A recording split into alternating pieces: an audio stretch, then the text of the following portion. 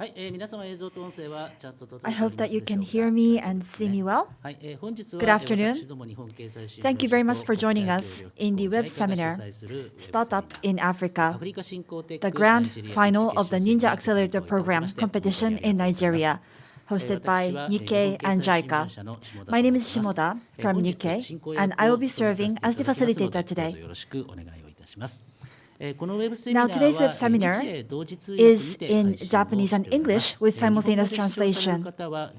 On the icon at the bottom of the Zoom screen, please set the language based on your preference.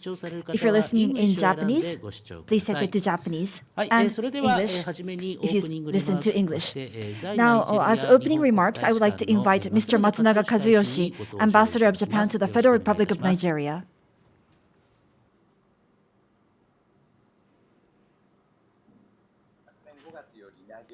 Good afternoon. My name is Kazuyoshi Matsunaga, serving as ambassador to Nigeria since last May. I would like to focus on why attention should be drawn to Nigeria today. The news about Nigeria that you hear about in Japan focuses on some kidnapping as if Nigeria is unsafe. However, Nigeria is a country full of business potential. First, Nigeria has the largest population in Africa with over 200 million people. It is expected to double by 2040 to 400 million and become the third most populous country after India and China. Although poverty is still a serious challenge, there are also affluent people who enjoy spending time at luxurious five-star hotels. Also, Lagos, Africa's largest city, is home to 20 million people, out of which 10% are earning what is considered middle class in Japan. These high-income people place importance on education. Many of their children are educated in Western universities, and after obtaining MBA or latest technology, they come back to Nigeria and launch many startups. Against this backdrop is the economic might of Nigeria, supported by the oil reserves, the richest in sub-Saharan countries. GDP is 40 trillion yen, surpassing South Africa to become the largest economy on the African continent. At the center is Lagos, where new and old, rich and poor mix together, which is chaotic in a good way, full of energy and excitement. There are streets like this, but new urban development is also ongoing with the tagline, Dubai in West Africa.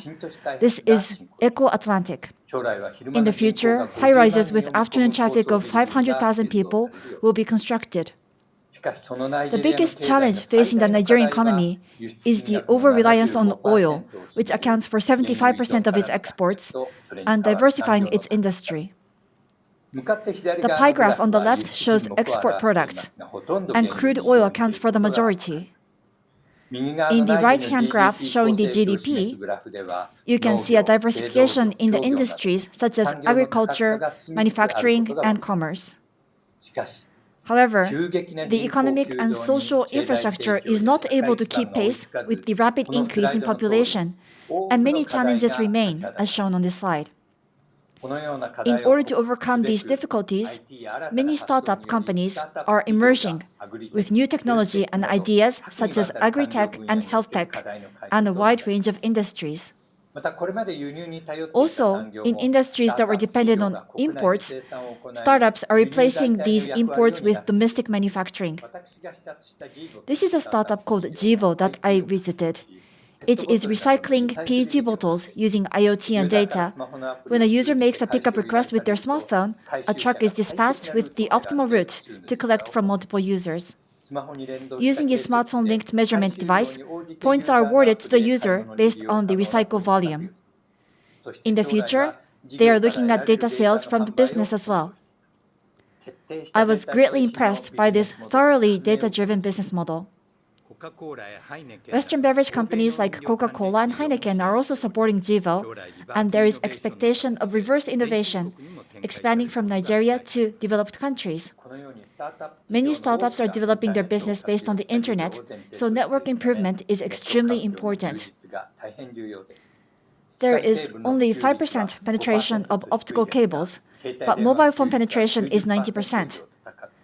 and there is a rapid growth in smartphone penetration recently. Within this year, 5G and satellite internet service Starlink will be launched.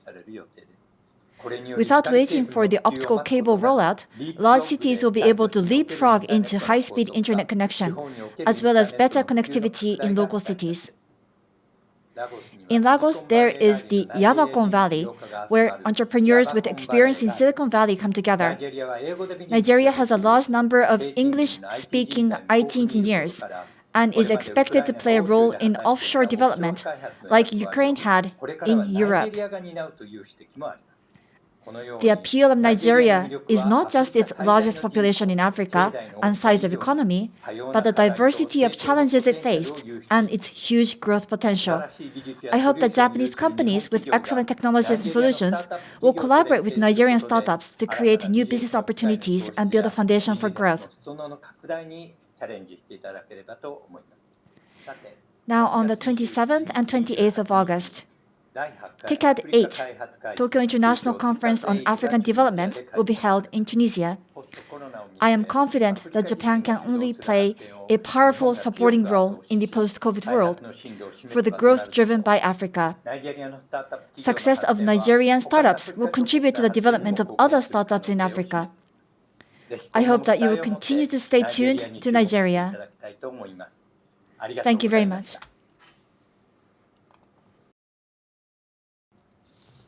Thank you very much.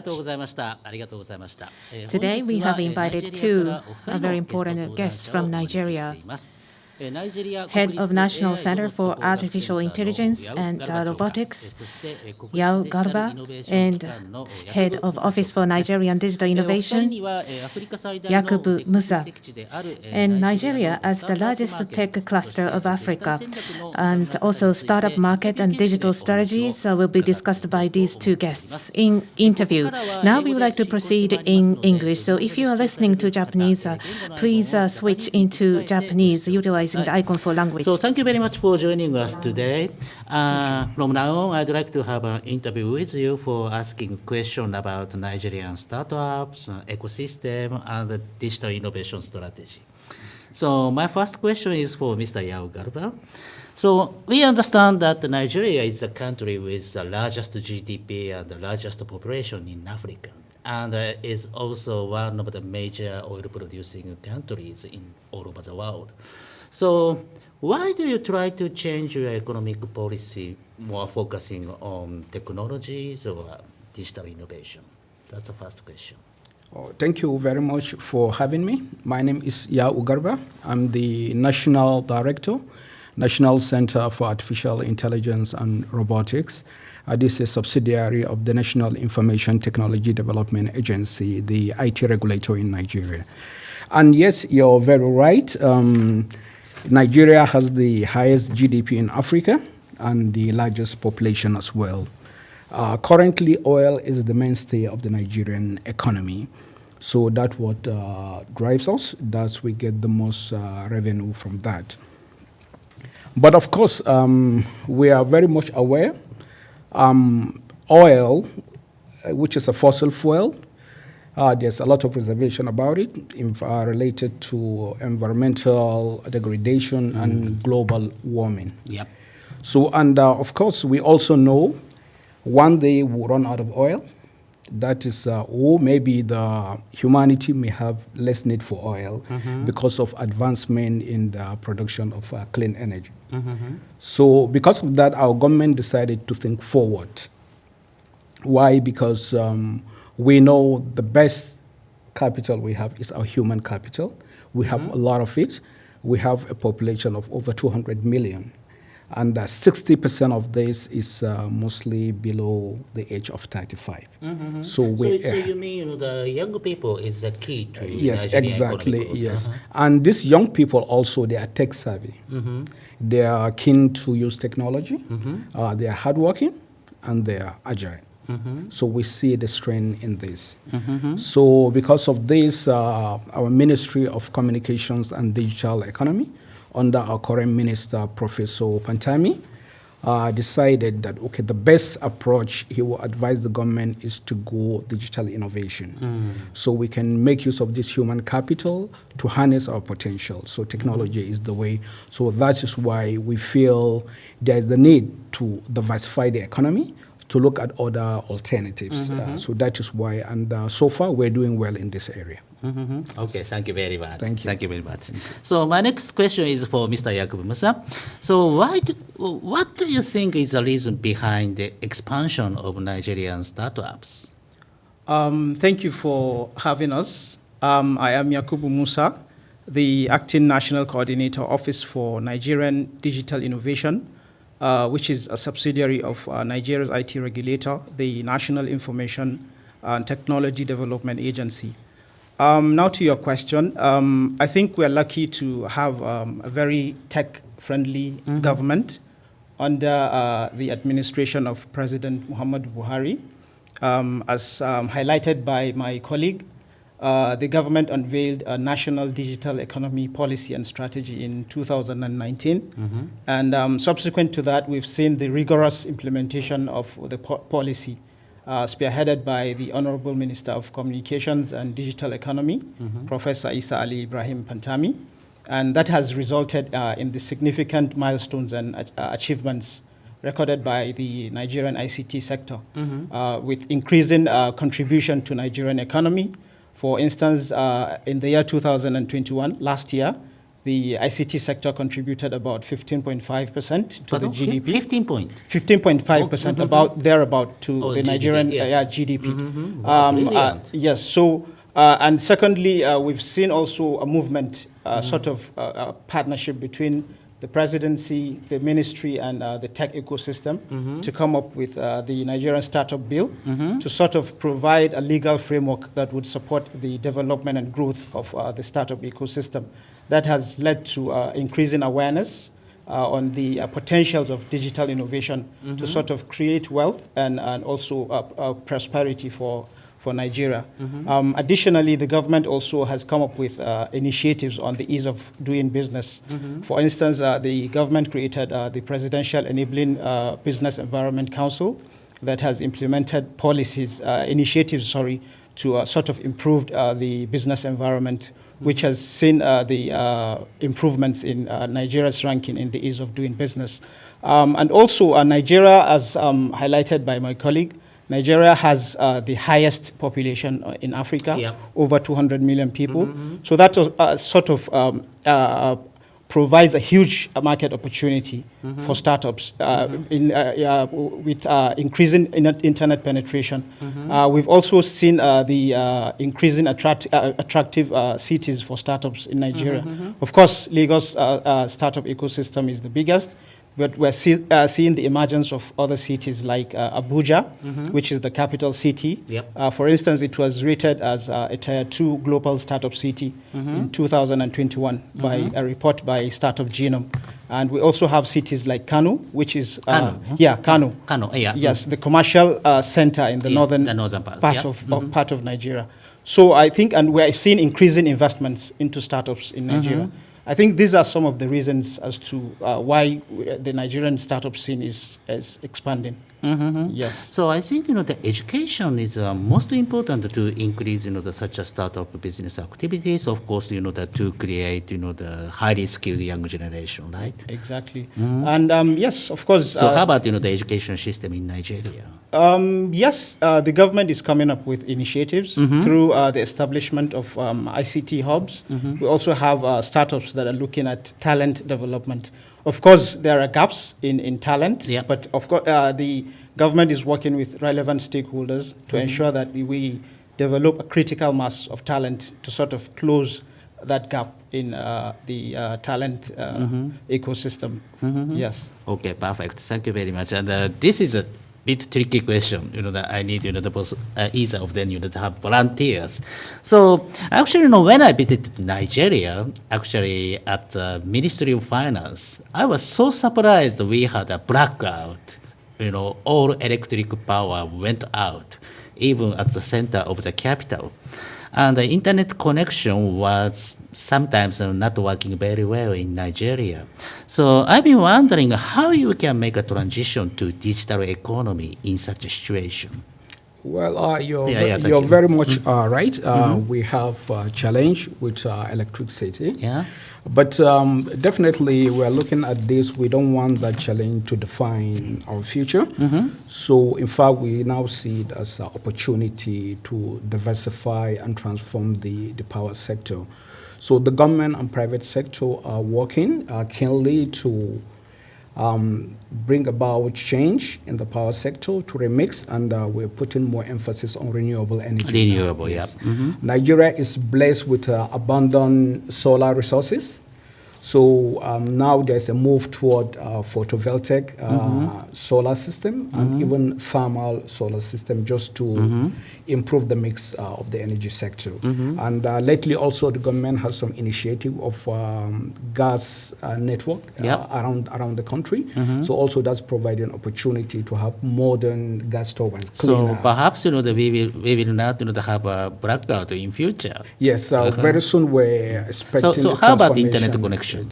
Internet connection, yes. And if you recently we are having more investment. Okay. Yes. In fact, lately probably you might have heard even Elon Musk's company is bringing fiber to Nigeria. We're having additional investors coming over. So we are having improvement in the internet connection, and the country's Galaxy Backbone, which is a national company, is also working hard now. Is taking fiber to all over the country. Wow. So we are improving the internet capacity, and very soon all this will shall pass. Okay, thank you very much. And do you have any message for Japanese audience? So, Mr. Yakubu? Well, my message to the Japanese people, I would like to say that Nigeria is a land of so many opportunities and potential. We have a population of over 200 million people, which highlights the sort of the market size for opportunities to be explored by the Japanese. As submitted also by my colleague, about 60% of that population are youthful and tech-savvy, which also highlights the abundance of human resource. Younger generation. Exactly. So the availability of abundant human resource in Nigeria. So I would like to encourage the Japanese people to come into Nigeria, explore these opportunities so that together we can work together for the mutual benefit of our countries.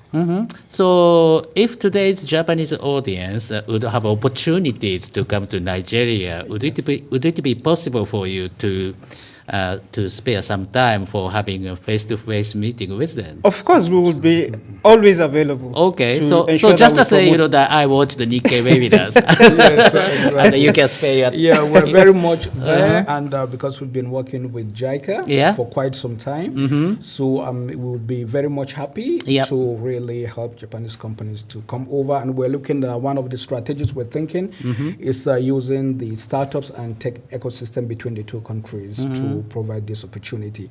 And from Nigeria, also the Japanese companies will have access to other African countries. So what do you mean? What we mean, Nigeria has been the giant in Africa, so it can be another part to transition to other African so it's a kind of a countries. gateway to other Africa. Yes, so that's what we're looking forward to. I would be very much happy to help in any way possible. Okay, perfect. Thank you very much. Thank you very much for coming all the way, and I really hope you will have an enjoyable stay in Japan. No, it's Thank you very much. Thank you. It's a pleasure. Thank you. It's a pleasure. Thank you very much. はい、ありがとうございました。ここからはまた日本語に切り替えて運営をしてまいります。はい、それではここからパネル討論、そして So from here, we will be moving on to the panel discussion as well as the pitch. Today, we would like to have an interactive web seminar, taking in your comments and questions along the way. So first, let's try being interactive a bit. I would like to give you a few quizzes. I have 2 questions, so please participate in this quiz with me. So this is the first quiz. Can you see? The first quiz is the population of Nigeria. It is currently at 206 million, but what will the Nigeria's population be in 2050? So currently it is 206 million, and what will it be in 2050? So 250 million, 300 million, 400 million, 500 million, 600 million. These are the answers. Have you responded yet? Today we have a very large audience with us, so it might take some time for you to respond.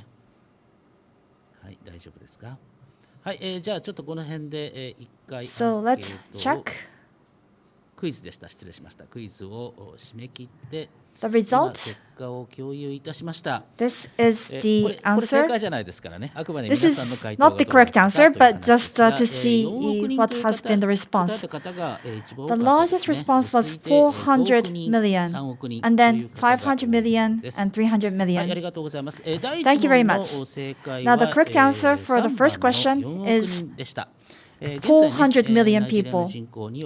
So current population 206 million, but according to the UN statistics, in 2050 it is expected to be 401.3 million, so nearly double. And in 2075, 586 million people. By the way, if you look at the whole of Africa, in 2020 it was 1.34 billion, but in 2050 it is expected to be 2.48 billion, which accounts for about 25% of the world's population. So 1 out of 4 people in the world will be African. Although there are some severe challenges in Africa, such as poverty, unemployment, as well as the food crisis recently, I'm sure that you can see the great potential of the African economy with these numbers. Then let's move on to the second question. Can you see? So this may be one of the keywords today. That's why I am asking this question. How much do you think the mobile penetration rate is in sub-Saharan African countries as of 2021?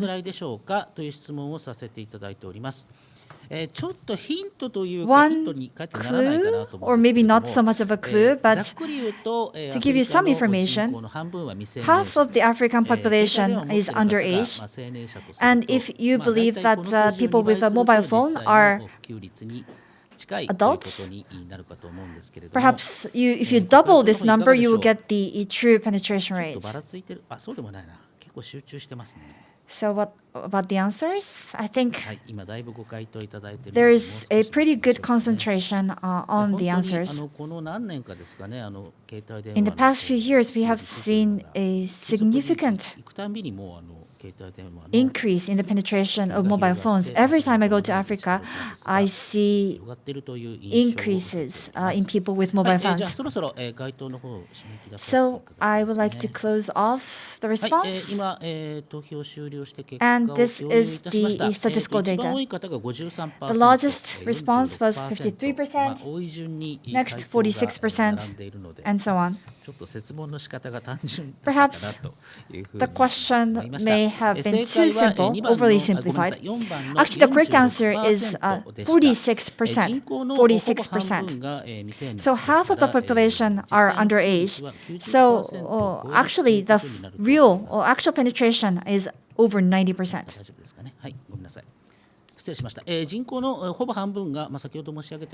So again, as mentioned, nearly half of the population are underage. So the true penetration is over 90%. There has been a rapid penetration of mobile phones and mobile payments, which accelerates digital business and is transforming the African economy. So thank you very much to all of you who participated. From here, we would like to move on to the panel discussion. and then the pitch. And if you have any questions or comments, please utilize the Q&A function at the center of the Zoom screen. Please use this Q&A button to write your questions and comments, and please send them to me. I would like to introduce your questions and comments as much as possible during the discussion. So please make good use of this Q&A button. Now we would like to begin panel discussion. I would like to introduce panelists. From Keizai Doyukai, member of Japan Association of Corporate Executives and Vice Chair of African Project Team, Ken Shibusawa. Well, thank you very much for having me. I think the last year's pitch contest, you also participated, and the year before last, you also participated, and also you joined the study tour.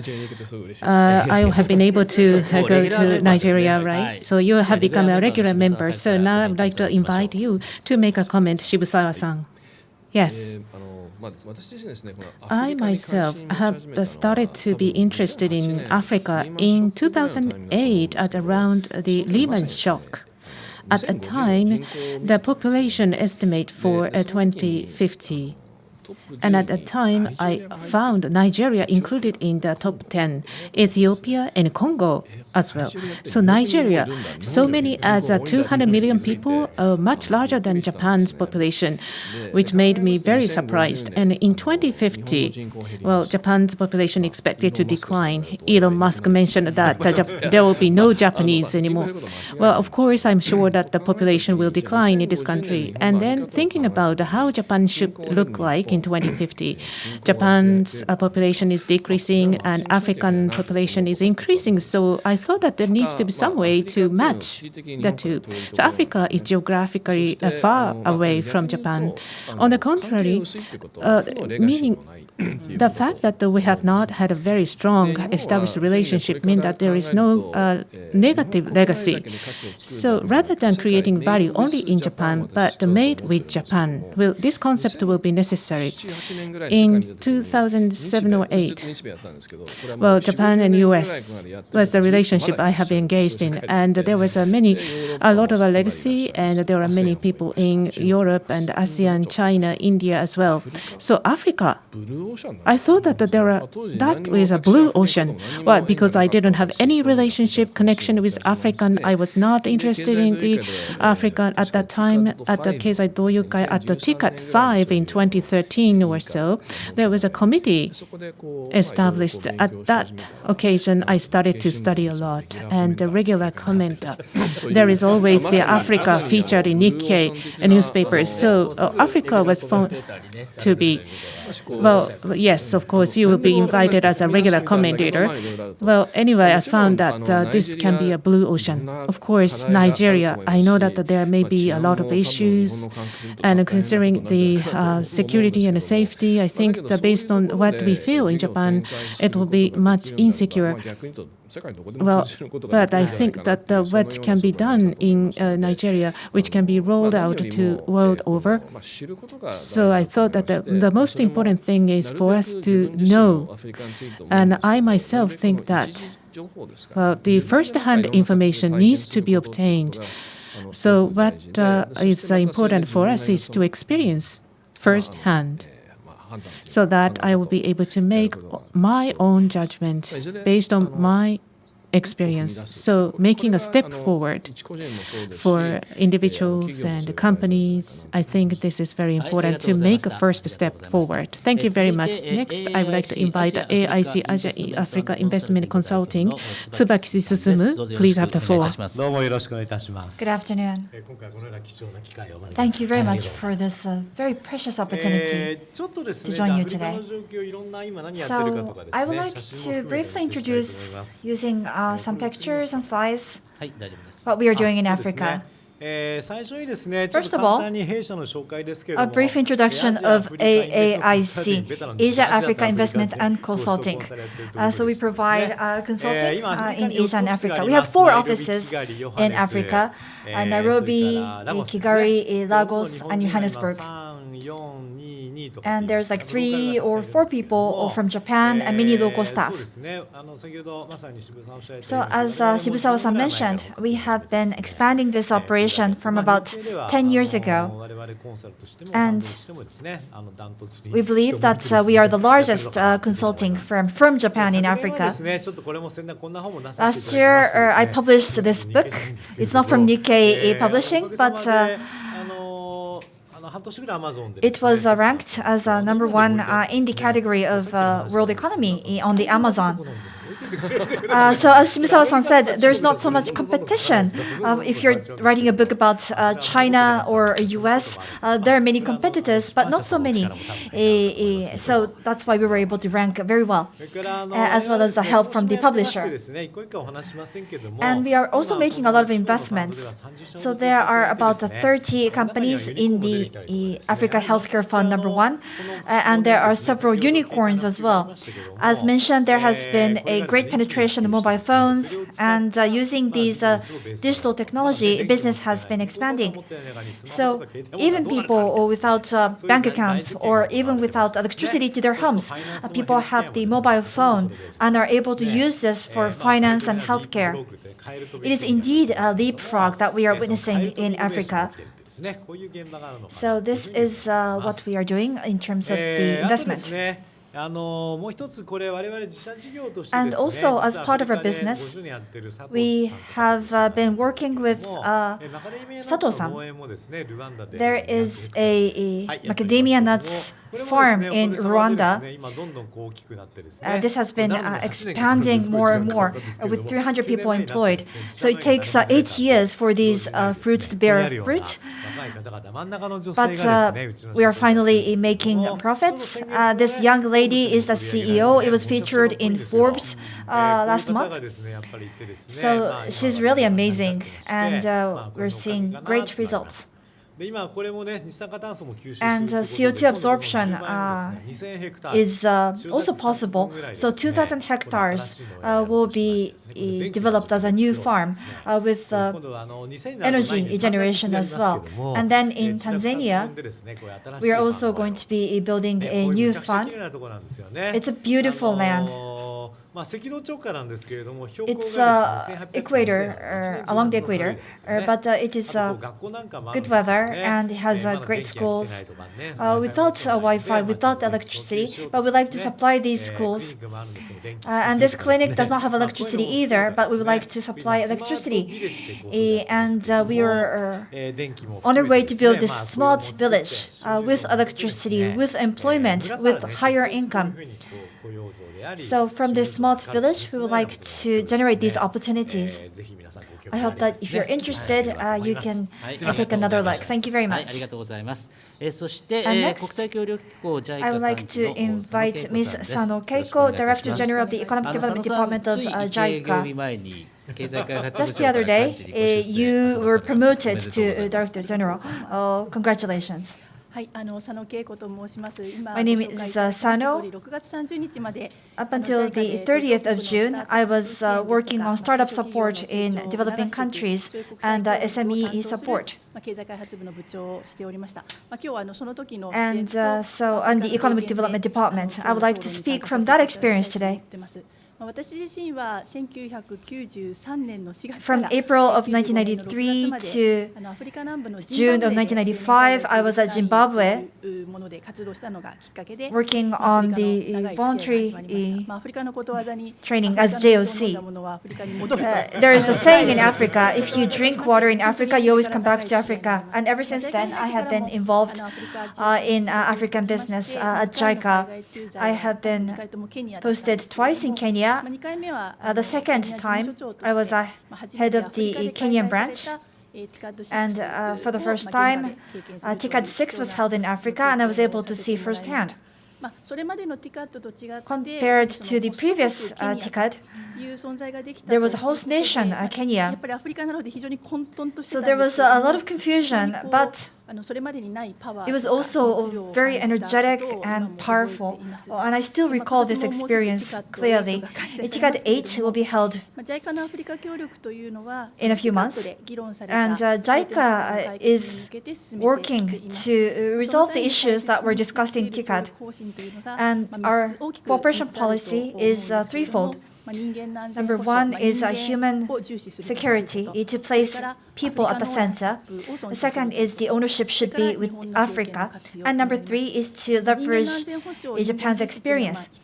So placing importance on each and every human being for everyone to be able to exercise their full potential. That is the point number one. And number two is the ownership of Africa. And this is indeed today's pitch as well, to support the will and the motivation of the African people. And number three is to leverage Japan's experience. For example, the Kaizen approach to be from Japan can be customized to Africa. Today, it helped to increase fans of Africa through the panel discussion. Thank you very much. Well, earlier, we have heard the term blue ocean from panelists. Africa maybe has not been taken up as a topic. Africa digital startups. Actually, 4,900 people have registered with us for participation today. Perhaps there are no major seminars like this. So I have started to receive questions already. From now on, I would like to have a free discussion with panelists. So if you have any questions or comments, please send them to us. So now, we would like to start a free discussion. Digital changes African economy. We would like to present this as a topic for discussion. Earlier in the quiz, we introduced the rapid penetration of mobile phones and also the spreading mobile payment services, which are changing African economy in a leapfrog way, very rapidly. And furthermore, in the interview earlier, the guest speakers mentioned that even Nigeria, an oil-producing country, is going to powerfully promote digital strategy. And digital is transforming Africa. On this topic, I would like to open the floor for discussion. Perhaps I would like to ask you, Tsubaki-san. Yes, thank you very much for that point. Well, leapfrog transformation is being started from this. Well, if I may say, there is nothing. There is no fixed phones, and then quickly we are seeing penetration of smartphones and mobile phones, and people do not have bank accounts, and less than 5% people have the credit card, and there is no electricity for some households. And but leapfrog manner, there will be a transformation. In financial services, 20 or 30% people have bank accounts, and almost nobody has a credit card. And immediately, suddenly, they are starting the mobile payment services, so more advanced than what we see in Japan. Right. I would like to introduce some background information to viewers today. The mobile phones as well as smartphones in Africa are different from Japan's. 98% of people have prepaid mobile phones. So the 70% in Indonesia and 30% in India and also Singapore as well. Prepaid mobile phones are so spread. So, but by having the devices, and you can charge 500 yen or 1,000 yen, and then you can send that charged or deposit to you, like Shimoda-san. After charging 1,000 yen, and I can send 900 yen to you, and you can transform that into cash. So you can pay to you, Shimoda-san. So this is the innovation. You can convert that deposit into cash. Yes, I have heard of that. So not connected directly to the bank account. That's why they are able to do that. So because they do not have the bank accounts, right? Right. They do not have accounts, and also there is no linkage to the mobile payments. So not having bank accounts and just having the mobile phones and feature phone would suffice. And you can deposit and you can send money. So it grew explosively.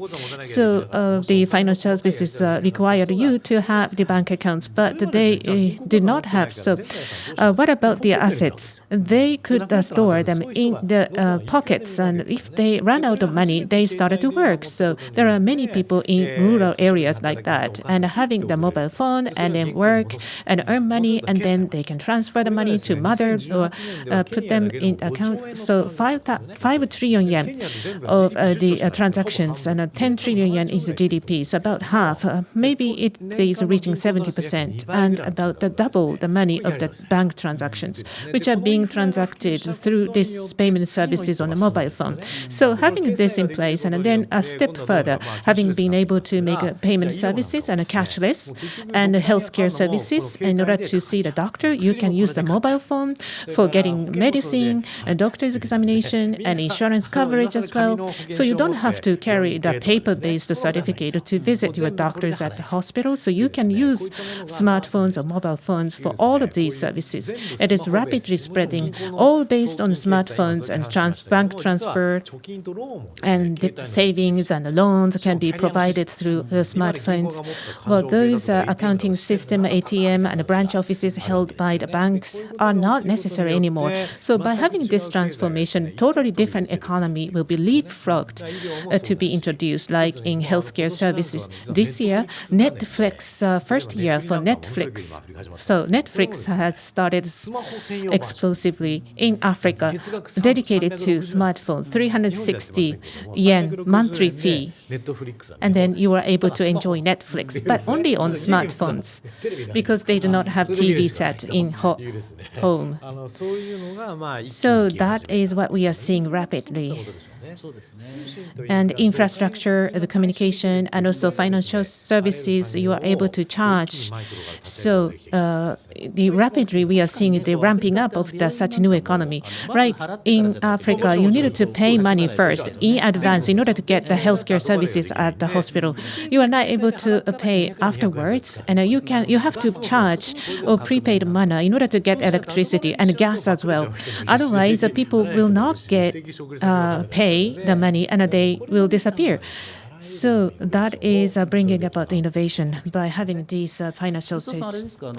Shibusawa-san. In Japan and US, we have heard many pitches by startups, right? I think the two of us, maybe 100 pitches we've experienced. But looking at Africa, which is accelerating its digital transformation, what is your impression? There are 2 points. First, as Tsubaki-san said, it was very interesting. My grandfather's grandfather developed the financial functions in Japan when Japan was still a very developing country. So the B2C can be digitalized, but when you are creating an industry, the capital requires some real infrastructure. Perhaps that could be from venture capitalists. So there are different layers in finance, and both are necessary. So not everything can do away with financial institutions and banks. Some necessity will remain for these players as well. And the second point is that as Shimoda-san mentioned earlier during the interview, stability is necessary. You need internet stability, and more than anything, you need electrical stability. Unless there is electricity, you cannot charge your mobile phones. So, in terms of the energy, there needs to be more innovation in Africa. So I don't think it's going to be possible to create these power generation and connect everybody with the grid. But smart innovations could be utilized using, for example, solar energy and making kind of local power generation possible. So this is the kind of energy that is required, and probably it will be achieved in Africa in the future. Now I'd like to ask you, Sano-san. Well, when we are seeing the advancement of digital economy, but still insufficiency infrastructure in place, so how are they going to resolve that? Right, unimaginable if you are staying only in Japan. As we saw in the pictures of the presentation by Tsubaki-san, there is no power grid, no power line.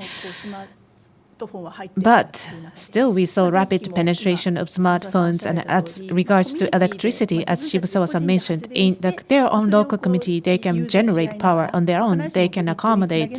They don't have to be connected to power grid. So that's possible. And then, like we do in providing ODA, official development aid, or on the other hand, there are some things that can be done by themselves utilizing private sector capabilities. So they can be, both can be coexistent. So of course, the power grid and power generation, of course, are necessary in order to support the society as a whole. But having such infrastructure in place, we can be a little more flexible in developing infrastructure. That's what I am feeling. Thank you very much. Thank you very much. So from a question from the audience. There are so many questions, so let's try to respond to a few of them. So which one should I pick? So there was a question from a Japanese audience member living in the UK. So it seems that this person was living in Nigeria when she was small and is currently working in the UK. So for individuals who want to be engaged in these kinds of opportunities in Nigeria, how can we seek such an opportunity? Perhaps it's Tsubaki-san's question. Yes, we have many interns and many people. Actually, there are only a handful of Japanese people working in Africa. There's no need really to employ Japanese people in Africa. And for the international agencies, the opportunities are very limited. So we are actually recruiting interns, especially women. We are seeing many female excellent talents come to us as interns. And the Macadamia Nuts CEO that I showed you earlier came through this internship program as well. You said earlier that this is indeed a blue ocean and that there are potentials, but there's lack of information and maybe difficult to travel. So it might be difficult for a Japanese person to work in Africa immediately. So that's true. So first, I think you can travel to Africa, and perhaps through the JICA program is another way. And there are several Japanese firms recruiting people to work in Africa. And if you're a specialist, there are different opportunities. If you're a water specialist or electricity specialist, there's going to be ample posts. So if you can speak the language and if you are a specialist, then there should be many opportunities. But perhaps you can enter first as a tourist or as an intern. So it might be possible for a company to enter into Africa, but difficult as an individual. Right, it may be difficult, but about 6 years ago at the Keizai Doyukai's African Committee, this is not a project from JICA, but African Company Support Consortium, which was established in the African Committee to provide support for Japanese individuals who are in Africa. Majority of them were actually women, right? So entrepreneurs are not really tech-savvy digital companies to be established, but rather in informal sectors. They are sweating, they are working very hard on themselves. And perhaps they might have had their own experience in Africa, but just the momentum, they took momentum to jump into the African continent. I know that they had some thought, but once joining the Japanese company, and then in several years we'll be able to climb the career track. Perhaps that is not the way of thinking for them. Well, in Japan, even if you do not, you are not here for 2 or 3 years, and then you want to see many changes in Japan. But in Africa, the things are changing a lot, very rapid. So you will be surprised. Well, we have received a question from a university student at the event of last year. We participated in, and I was interested in Africa. Thank you very much. And I have studied a lot over the past 1 year and reading books. And currently, I believe that the situation is quite difficult. And it is said that Africa will be able to exceed India in 2080 at earliest. So what will be the timeline should we consider in terms of seeing the change? Well, it depends on the country, right? It will be different from country to country. For example, in Kenya and Nigeria, honestly speaking, they are equivalent or above Vietnam in Asia, or South Africa and Egypt, and I think they are equivalent to Thailand already. So it really depends on the country. And perhaps the person who is asking this question, I would like to know what he or she would like to do. If you would like to do the development of real estate, the sooner the better. If you like to sell expensive items, then the latter will be the better.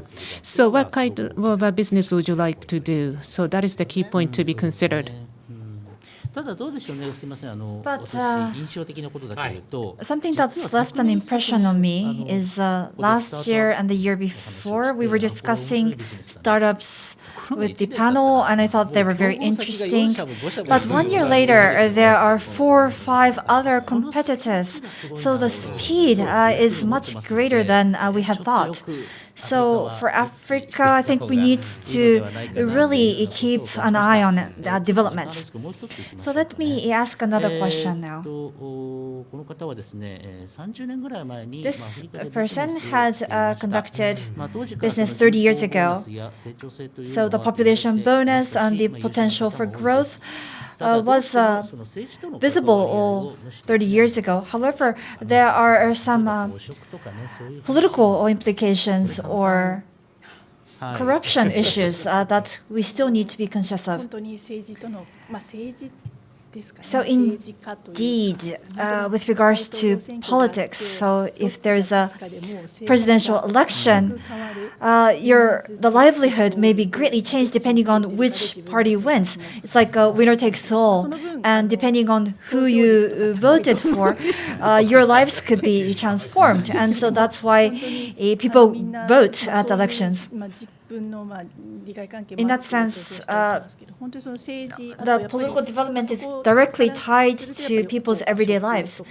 And also there are issues with corruption. And that's something that needs to be overcome.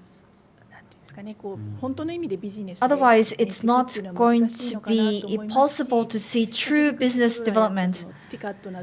And TICAD has been promoting the Japanese companies' entry into Africa, but it has not been sustained for a long period of time. And perhaps that was because some Japanese companies felt fed up with the difficulties there. And so this is going to take some time. So Tsubaki-san, if you could comment in 1 minute, how can we resolve this issue? So every year, the situation is improving. So, for example, in Kenya, 15 years ago, you had to pay some chip at the airport. Otherwise, your luggage would be stopped. But now, there's nothing like that, and everything is digitized in terms of the visa. In the past, it was an endless process to get the visa approval, but now it's digitized and it's instant. So in that sense, the economy has developed and become digitized, and that kind of lack of transparency has been eradicated.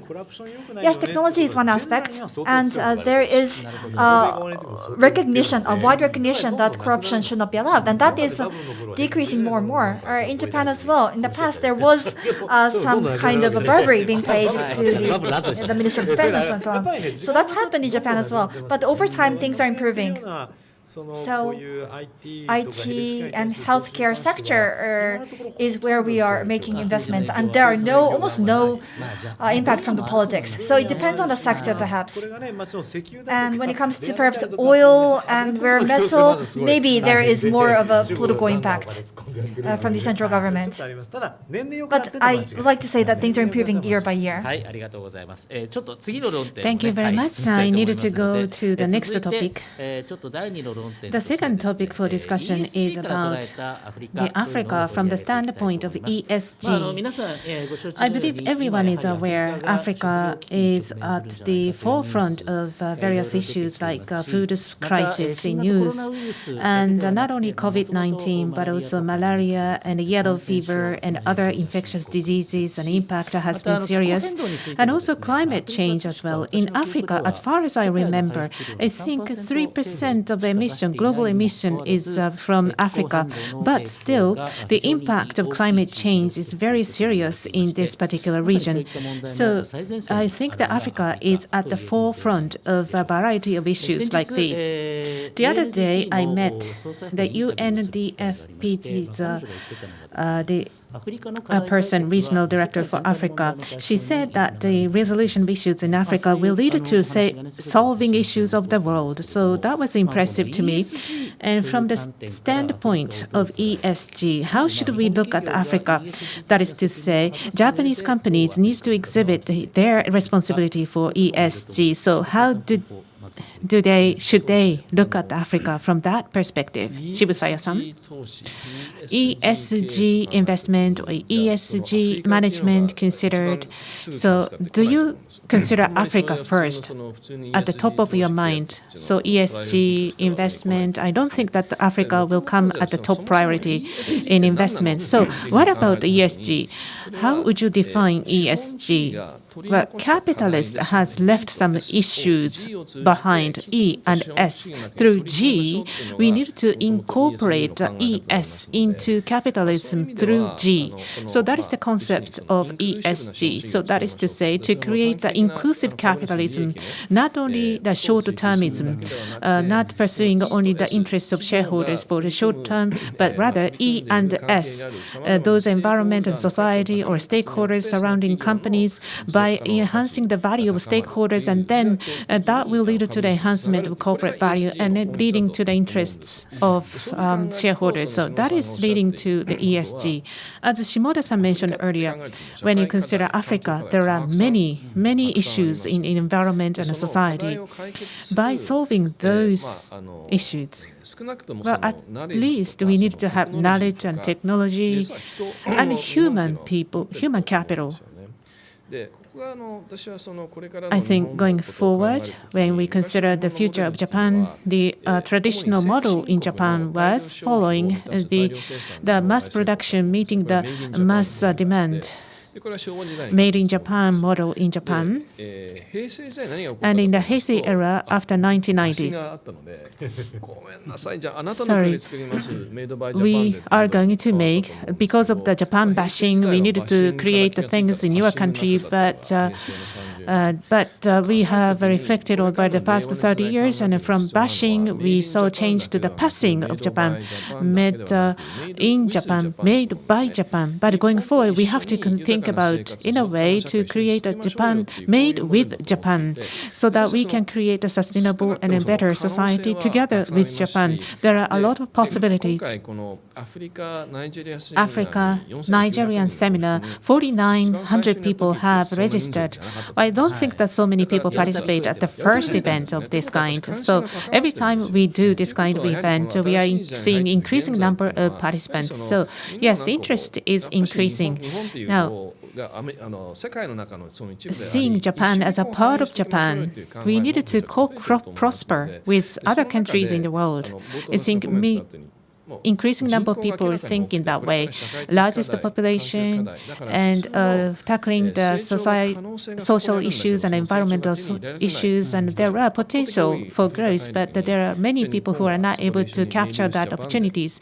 Then with the concept of made with Japan, I think that will lead to win-win relationship for the benefits of Africa, for the benefits of Japan, as well as the whole world. So as Shimoda-san said, as the topic for a discussion today, we needed to spread this concept. ESG, it's not narrowly defined ESG. Sorry, I would like to ask you, sorry, this is the free discussion, but I'd like to pursue this point.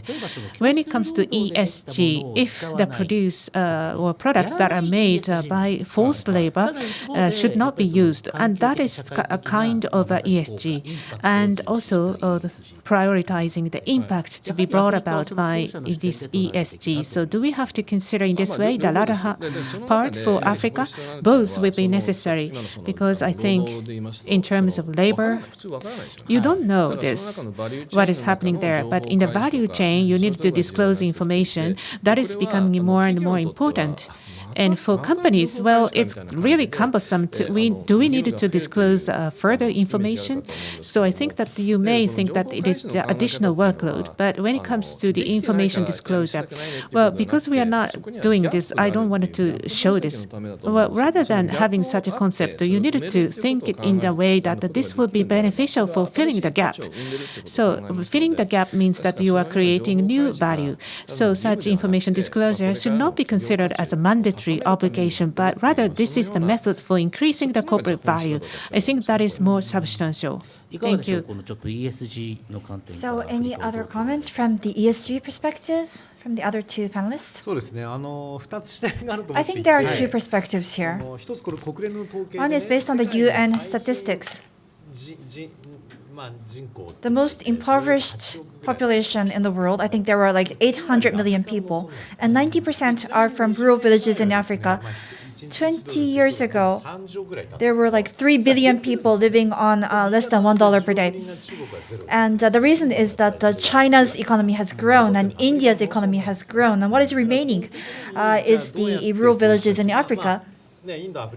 So India and China has grown their economies and has lifted its populace from poverty.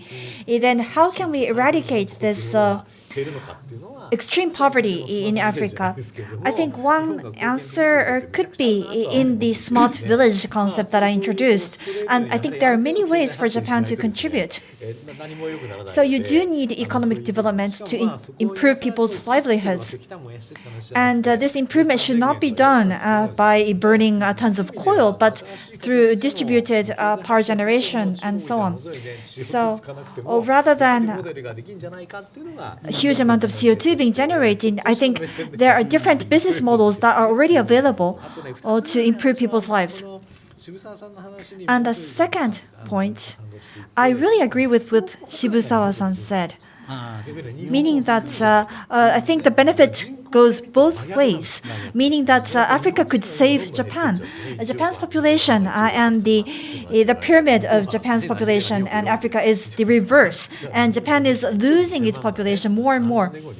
So in that sense, if we can tap into the 240 million Nigerian market, then that's really going to invigorate the Japanese economy since our population is declining more and more.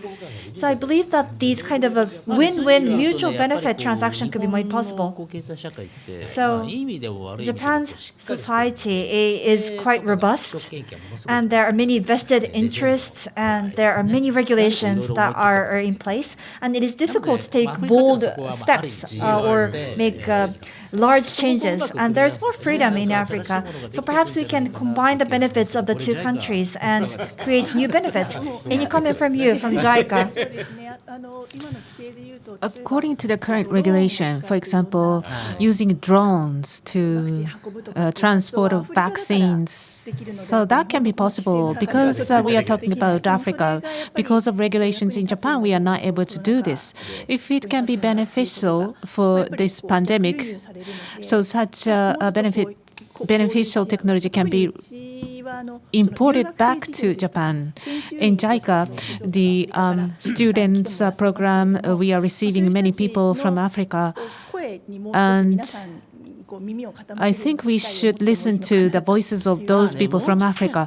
Right. We need to increase the contact points, and I think this is the request to JICA.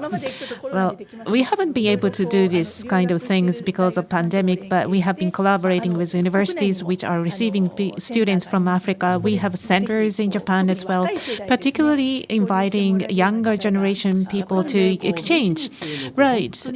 As the foundation for business in the future, I think that the person-to-person network, interpersonal relationships. So that's the area where we would like to see further efforts by JICA. Thank you very much. We have received many questions. There are many questions from the audience, so let me pick a question relating to ESG. So Japanese companies in Nigeria,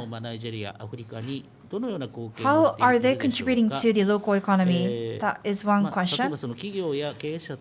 As company management, in order to improve the company's contribution, I believe that it is very important to see what kind of contribution can be possible. So what are the Made with Africa initiatives that Japanese companies are doing? So if it comes to business, Ajinomoto has been very successful. They have entered Nigeria from 30 years ago. Nigeria eats a lot of soup, and it has played a role in improving the nutritious level or dietary level in Nigeria.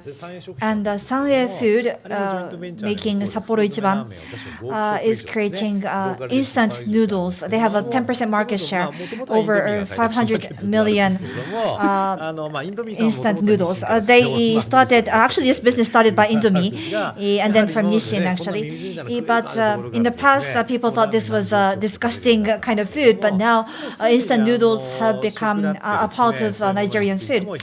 So in that sense, I think in terms of food, as well as other sectors, there are many Japanese companies playing an important role. What about from ESG perspective? Any businesses in Japan that is contributing from ESG perspectives? Well, I think Toyota is doing really great things, or Toyota Tsusho. So selling cars is one thing, but they also have a pharmaceutical business. They're very disciplined, and they're very considerate of the environment.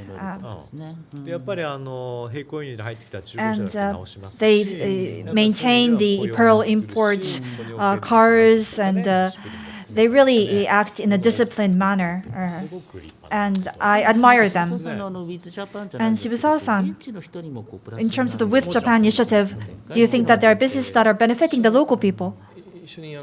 Right. I joined the delegation to Uganda and Ethiopia, and I saw them. I thought the biggest social issue is that young men are not having jobs and spending time in leisurely. So I thought that it will lead to the instability in a society. So I think creating jobs is very important for social stability, not only because of the low wages, well, not really low wage. Improving the skills of the people. So the making investment into human capital with the reputation that if they join Japanese companies, they will be able to brush up their skills. So that is the education. It does matter. We have still some time. This is the question from University College, and I think addressed to the Tsubaki-san. So in order to work in Africa, I'd like to know what were your experiences, what surprised you, or what kind of hardships did you endure? What was surprising for you, and what is different from our image of Africa? So I think he cannot tell what is your image of Africa, but perhaps you can talk about the difference of your experience from what Japanese people generally think about Africa. I like to avoid misunderstanding. This applies to China or Indonesia or any other country in the world. What's common sense in Japan is not common sense in other countries. And so I'm not talking just about Africa here. 例えばアフリカなんかそう言っちゃいますけども、例えばレストラン For の数 example, をね、ファミリーの数しか増やせられないとかね、こういう話もよく言われて there are limits in the number of キャッシュを持ってっちゃう restaurant workers だからそれはですね、別に because they cannot increase the employees above the number of family members. だから日本だと友達 It's a matter が of ちょっと多めに持ってたよぐらいは OK なんでしょうけど、友達がタダでどんどんスタバ So, 渡しちゃうと for かですね example, レストランから持ってっちゃう if friends come, you can 方がいないっていう話はよく pay, you can just give away a lot of the meals. これはですね、 So there is a lack of manager level talents. That's what I often hear. But that goes for China or India as well. So it's about training and education and training the managerial talents. And to prevent 日本で such よくある部下にね、ちょっと反抗しといて今出張中だからってのはそういう昔中国でもね、そういうのあったら so to avoid people, for example, bosses just giving the seal to the subordinates and having the subordinates put the seal on any piece of paper without checking. This has been seen in other parts of the world. And we have seen Japanese bosses just giving the seal to the subordinates, trusting them and having the subordinates place a seal on fraudulent documents. But this was what was common sense in Japan. It does not apply to other parts of the world. It doesn't mean that there's something wrong with the Chinese people. It's just that Japan's common sense is different. And we have to recognize that. Japan used to be a developing nation as well. So Shibusawa Eiichi talked about this kind of basic education because Japanese people did not have the basic education. So it was the lessons of Confucius and calculus, and that was what was being able to use the abacus was very necessary these days. 困るのは時間ですよね。 For me, the biggest difficulty is time. So I make an appointment 2 weeks, 3 weeks in advance. I travel to Africa on an airplane, and then the day before, I'm asked to change the time of the appointment. That's really the difficult portion about time. So yes, often the appointment is changed on the day of the event. So you don't want people to make an appointment 2 weeks in advance because the schedule is changing all the time.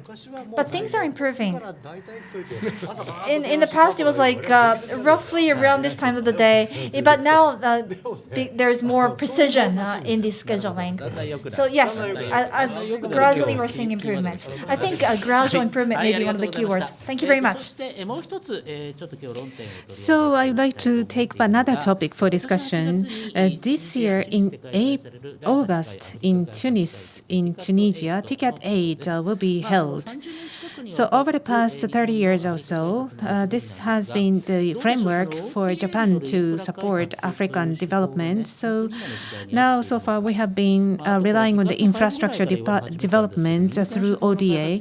And so we have been hearing that we are transitioning to the African development led by private sector companies, but we have not seen this. So maybe it is leading question towards Ticket 8. But regarding this ticket, I think that as a framework, Ticket is really excellent, but I think we can probably present more uniqueness as a Japanese support. So how about you, Naoki-san? Ticket itself is a process. Now it is held once every 3 years, and as a momentum to be continued, we are holding conference. But it is an ongoing process in order to share issues and challenges and to think about how we can work together to improve. So this is the process, right? We are focusing on the conference to be held every 3 years, and it is like a fireworks. So after the conference is ended, and what shall be done? So that is not visible enough. For private sector companies, and I think it's a festival to be held every 3 years, and for us in media, we are recalling it every 3 years. Right. In between the 3 years, in between the conferences, what has been discussed, we needed to monitor what advancement has been made based on the decisions made at the conference. I think the JICA has been more engaged in that. But because of the COVID-19 pandemic and also advancement like in a leapfrog manner, as you said, so the way should be changed from the traditional way. We are not able to continue the concept we had at the inception of the ticket. I don't think that this will continue. No, so perhaps approach should be changed. But honestly speaking, at the time of Ticket 6, there are many people from Japanese companies visiting. Right. That way, it is said that over 3,000 Japanese people visiting Nairobi.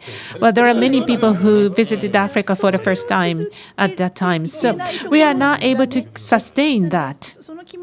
So in order to keep the momentum among everyone, so investment to be made by the private companies, and also as the foundation infrastructure like a core grid, power grid and bridges. So because we are not able to discontinue logistics service, so infrastructure cannot be 100% done by private sector companies. So there needs to be engagement by ODA or government sector.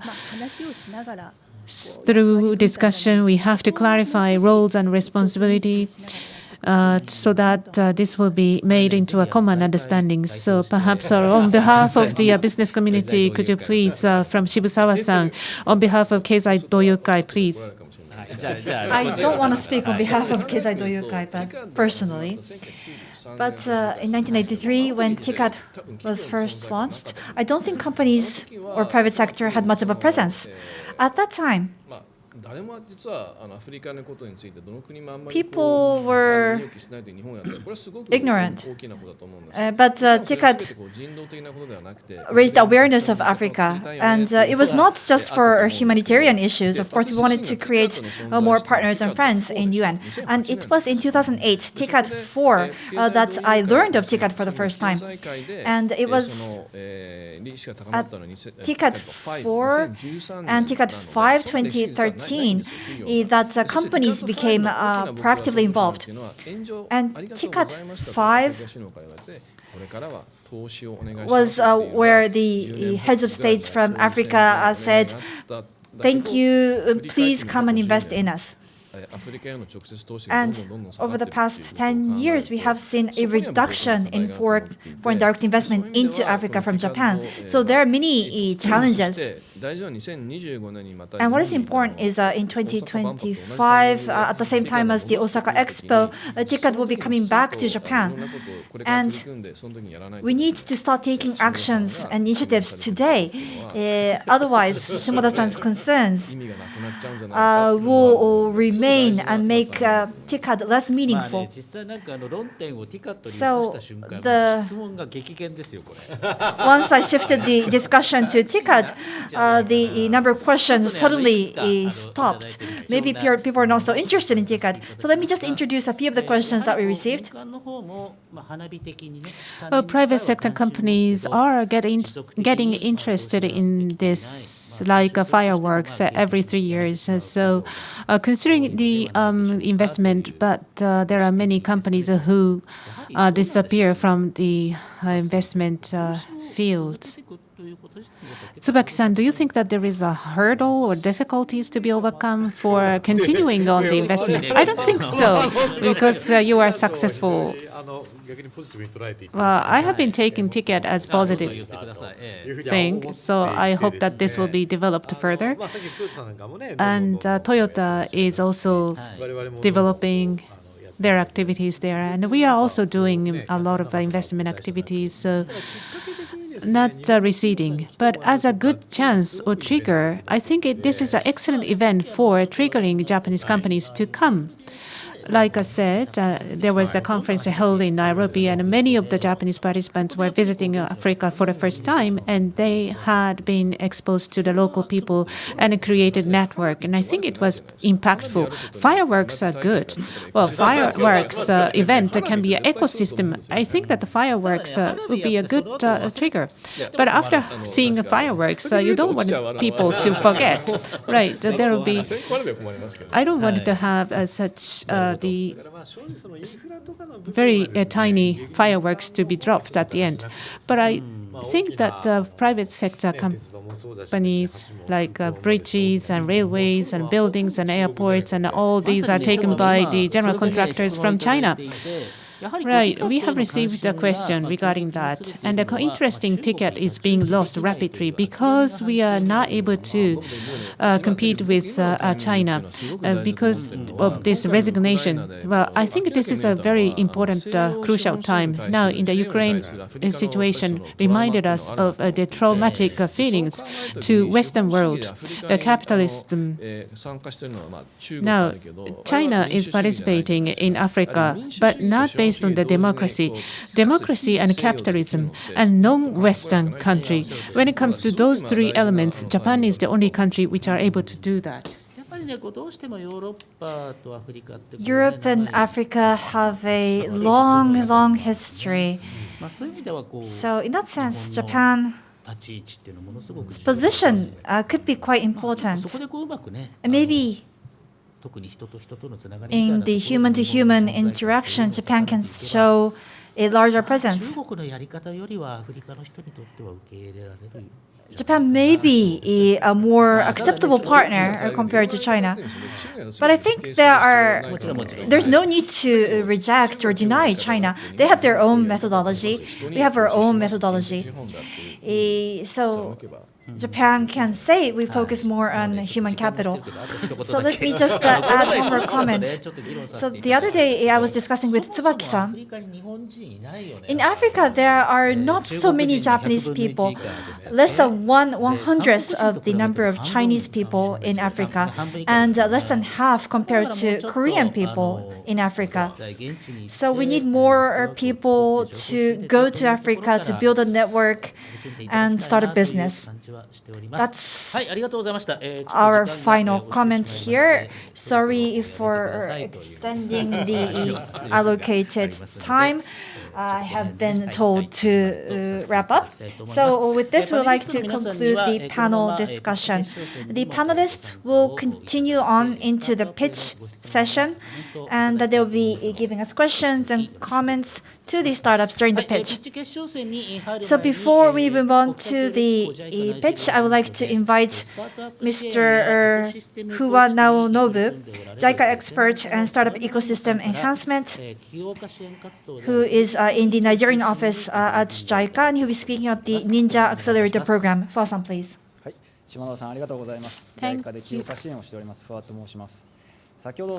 Thank you very much, Mr. Shimoda. I am a Fuwa, JICA expert, and Tsubaki-san explained that in 2015 I started visiting Uganda, Ethiopia, and Nigeria. I have been supporting startups and entrepreneurs. I have been able to leave Africa because it was mentioned earlier that someone who drank African water comes back again. And I would like to talk about post-Africa. And so Nigeria webinar is actually post-Africa. That is the theme for today's seminar. What do we mean by post-Africa? In the past, we have held Africa setup seminars, startup seminars, but there are 54 countries in Africa, and they differ greatly geographically, economically, and culturally. Looking back, we are not able to convey the attractiveness of Nigeria. So we have to do the seminar focusing on individual countries like Nigeria. And looking back, the Southeast Asia seminar also began as the Southeast Asia seminar. And as interesting individual countries grew, it became a seminar for each country, such as Vietnam, Thailand, and Indonesia seminars. So we decided that it was a good time to focus the seminar on Nigeria, and others like Kenya, Tanzania, and Uganda, and not on Africa as a whole. Only for Nigeria today, we have been able to gather 5,000 people to view us. So I think this demonstrates how strong the interest is. So may I start my presentation? So this is the first slide that I would like to explain. There are two things I would like to explain. What JICA is doing for African entrepreneurs, Project Ninja, next innovation with Japan, and also cooperation with Japanese companies. And on the left-hand side, this is the picture. This is the picture of a Project Ninja incubation demonstration day. So they seem to be having fun. Actually, it is enjoyable. So with this impression, I would like to ask you to take this message back with you. So now I would like to start my presentation. Next page. So why JICA is launching the entrepreneur support infrastructure and overseas cooperation unit, as has been mentioned by Sano-san earlier. The reason why JICA is supporting entrepreneurs is because of the job creation, as you can see here. Well, Shimoda-san mentioned at the beginning, now 1.3 billion people, and in 2050 it will be 2.5 billion, and Nigeria 200 million, and it is expected to double to 400 million people. But what about the unemployment rate? Do you know it? There are various statistical data. Nigeria is said to have 30% in unemployment rate, and as Shibusawa-san mentioned earlier, young people are walking around the street, and so 40 to 50% are said to be youth unemployment rate. So population increasing to 400 million people, and half of which is 200 million. So about half of the total population may be wandering on the streets. So that will lead to the instability of the society. And then not those people who are looking for jobs, but we need to develop the young people, innovative people who are able to create new jobs. And that is the first reason why we are providing the entrepreneur support program. What jobs do we create? As Tsubaki-san mentioned at the beginning, infrastructure issues, no clean water, no electricity, no bank accounts. For these issues, startups are proactively working on these issues. If there is no electricity, electricity will be provided. If there is no clean water, in a devices, a machine will be created for generating clean water. And if there is no bank accounts, and then the alternative mobile money will be provided. By supporting such entrepreneurs who will provide such solutions to the social issues, and then issues will be resolved and the companies grow and to make new jobs. Such circulation will be started to be run going forward. And next page. This is the example of with Japan. Maybe Shibusawa-san and Tsubaki-san, you have not been seeing this kind of pictures. We're starting this project this month for about 1 year. And Nigeria and JICA, Nigerian only, and also Japanese company Mitsubishi Corporation and local startup Zoacell.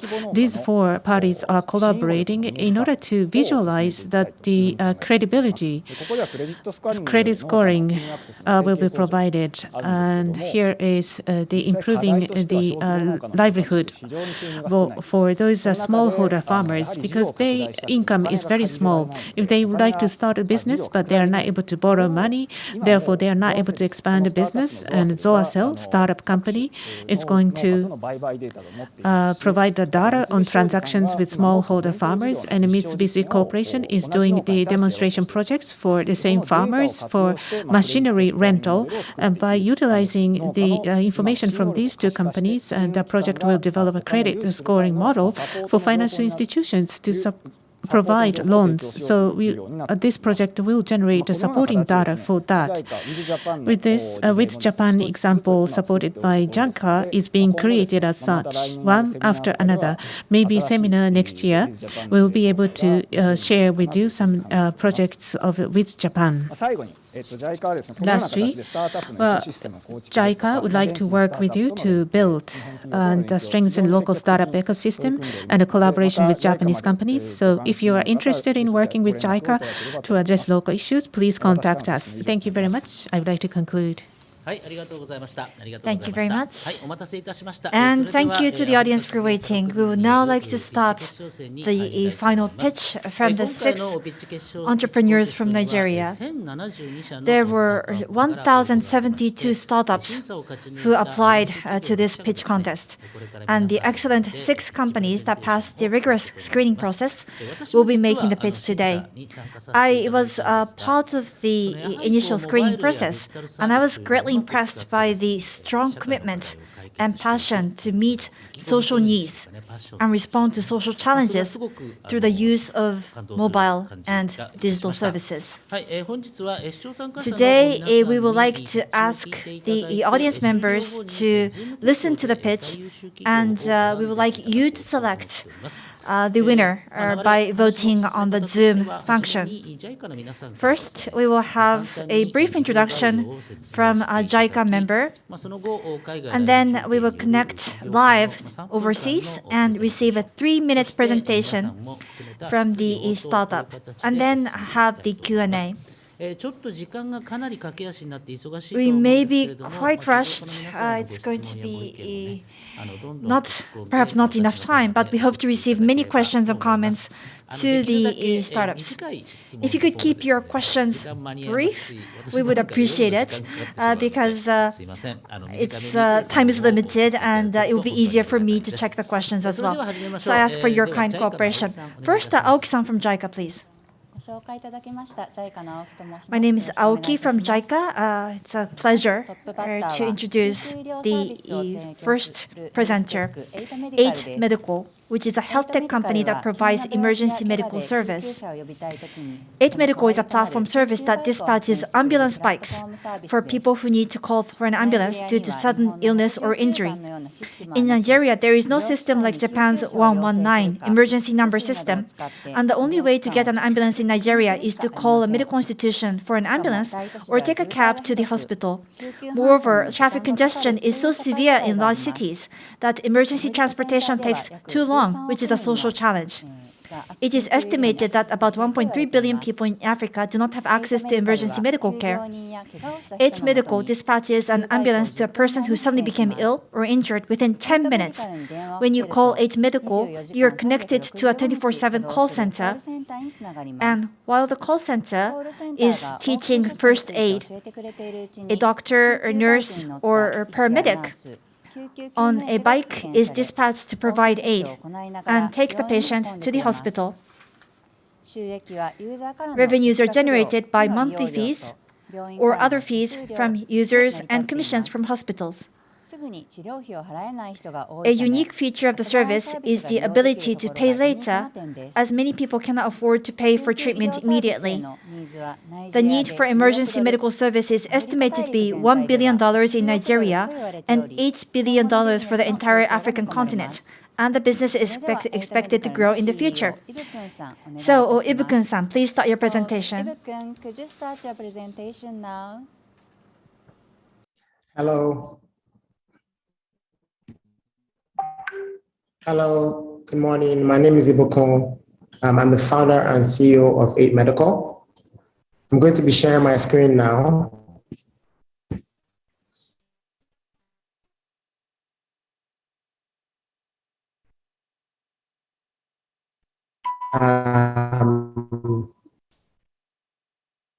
Yes, so one of my uncles to a severe asthma attack. He died while on his way to the hospital. I lost a second uncle to a heart attack, right, while he was with his family during Christmas, right? I myself am a victim of a road traffic accident. I had an accident on the expressway and I wasn't able to get access care for 2 hours. And I'm turning this pain into a product, right? And that's how I founded 8 Medical. This issue basically is the issue, like mentioned earlier, that faces 1.52 billion Africans who lack access to emergency care because people do not know who to call, where to go, or what to do in an emergency. In my 10 years experience as a medical doctor, I realized that this is the major issue, and as a result, people have delayed access to care, right, and end up with unavoidable deaths. So I decided to start this platform that connects to users in distress in 10 minutes or less, such like 911 in America or 119 in Japan. Since we started 10 months ago, this is what our platform looks like. We connect emergency medical responders to users in distress in 10 minutes or less. Since we started 10 months ago, we've been able to generate $400,000 in revenue, right? We've grown our responder network with 375 plus responders, processed 13,000 plus calls, and saved 5,000 plus lives in the process. We're raising a $1 million as a SAFE to be able to optimize our business, optimize our product, and raise working capital. This is what our team looks like.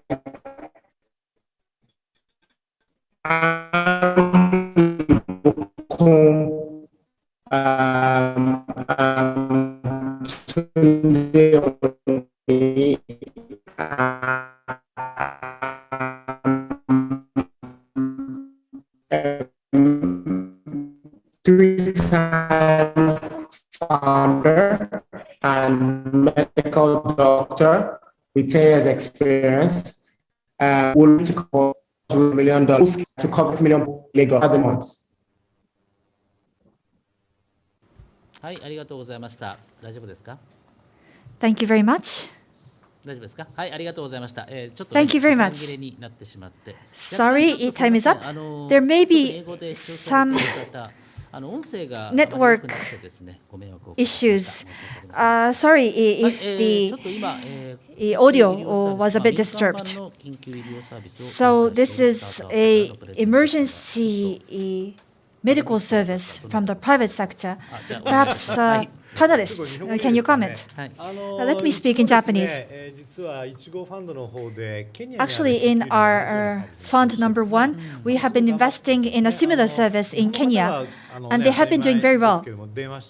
Japanese people take for granted ambulance is usually available within 6 minutes from the call, but this was lacking in many African countries. So this is a great model. And so we would like to consider such an investment. And so in terms of the raising funds, are you going to be capturing funds B2C, or are you going to be raising funds or financing from the private sector? Or what are the ways that you would like to raise capital? どうですか？ Maybe this is a network issue. なんか早速ね、リハーサルはうまくいったんですけど、こういうところでやっぱりね、ナイジェリアのインフラの弱さがね、どうでしょう、もうちょっと待ちましょうか、少し。We may be having some network issues. つながってる？ Can you respond? 直接英語で聞いた方が早いのか？ちょっと聞こえない。ダメ。ちょっとね、私がなんか質問にお答えするわけ。We're very sorry. We're not able to 皆さんからいただいている listen to the audio. Very sorry. So if we could introduce other questions 緊急医療サービスをね、提供す from る the のはいい audience. んですけれども、やはりこう医師とか看護師自体がそもそも、ね、In terms of the いるので、そこをどう対応するのではないですかといったような質問。There have been questions around what kind, whether doctors can be dispatched to provide medical service. And maybe I can ask this to Tsubaki-san. In raising capital or in financing in Nigeria,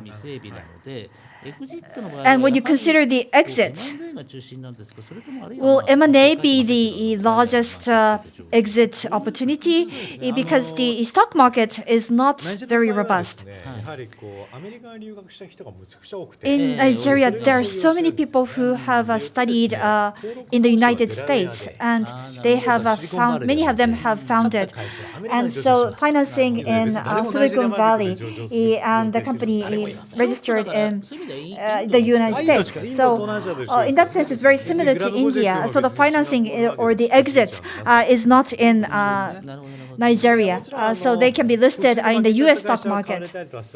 Of course, there are other strategic exits or M&As, but many cases, if you're going to seek an IPO, it is in the United States. So that's not a concern. Are we able to connect now? I feel that there is a great potential because the public sector is not able to take care of this. So it's a private sector that needs to play a larger role. Actually, in last year's pitch, there was a similar service that was introduced. So maybe there is a acceleration. But in Africa, you're not able to conduct emergency care service during the transport. So it really requires speed.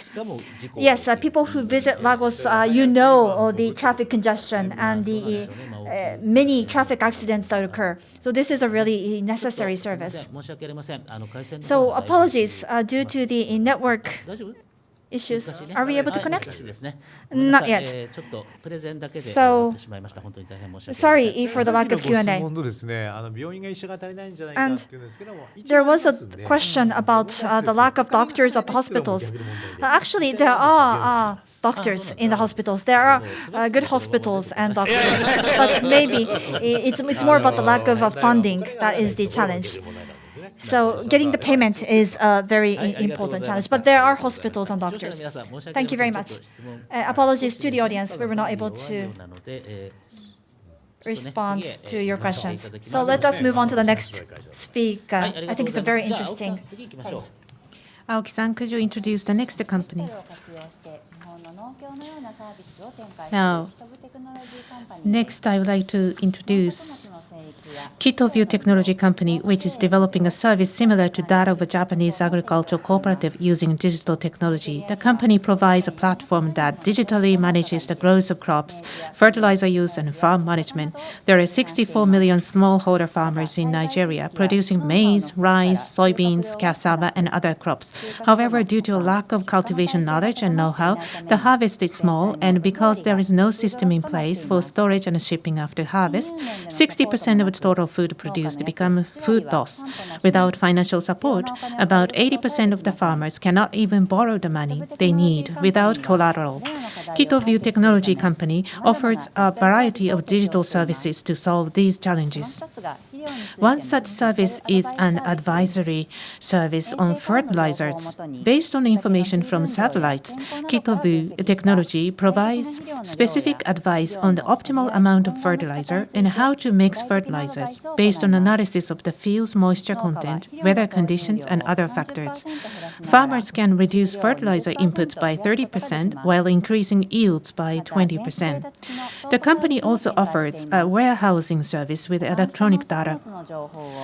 This service converts information on stored crops into electronic data, which farmers can then present to banks to obtain loans. We would like to hear from Emeka, CEO of a KitoView Technology Company, which is taking on the challenge of solving the world's food crisis. So, Emeka, could you start?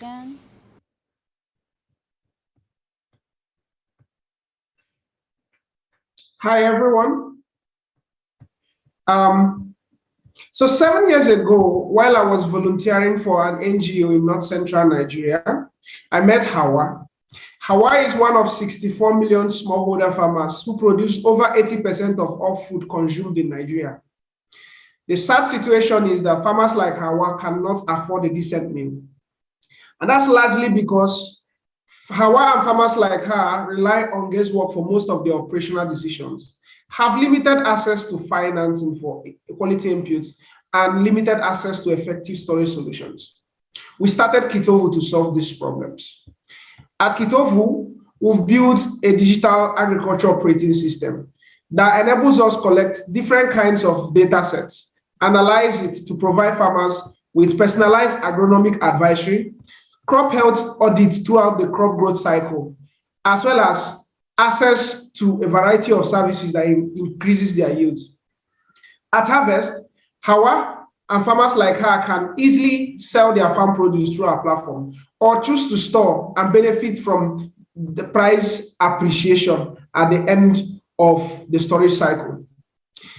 At Kitovu, we have enabled a lot of farmers access our services and improve their yields and productivity. The Nigerian agricultural sector where we target is valued at over $150 billion. We are targeting about 2.21 million smallholder farmers who have an effective market demand of about $150 million across the demand for inputs and commodities. We have a very, very strong and versatile team with skill sets across management, partnerships, operations, agronomy, and technology. We are looking to raise $1 million in debt and equity, which will enable us invest in product development, marketing and sales, our buy now, pay later MP financing plan. This will allow us create 1,000 new jobs for our agents, onboard 50,000 new smallholder farmers, and be online to hit $1 million in annual revenue by 2027. Kitovu is working to help build a resilient food system for African agriculture, where Hawa and farmers like her can at least live a decent life from their efforts. Join us as we transform African agriculture, one Hawa at a time. Thank you.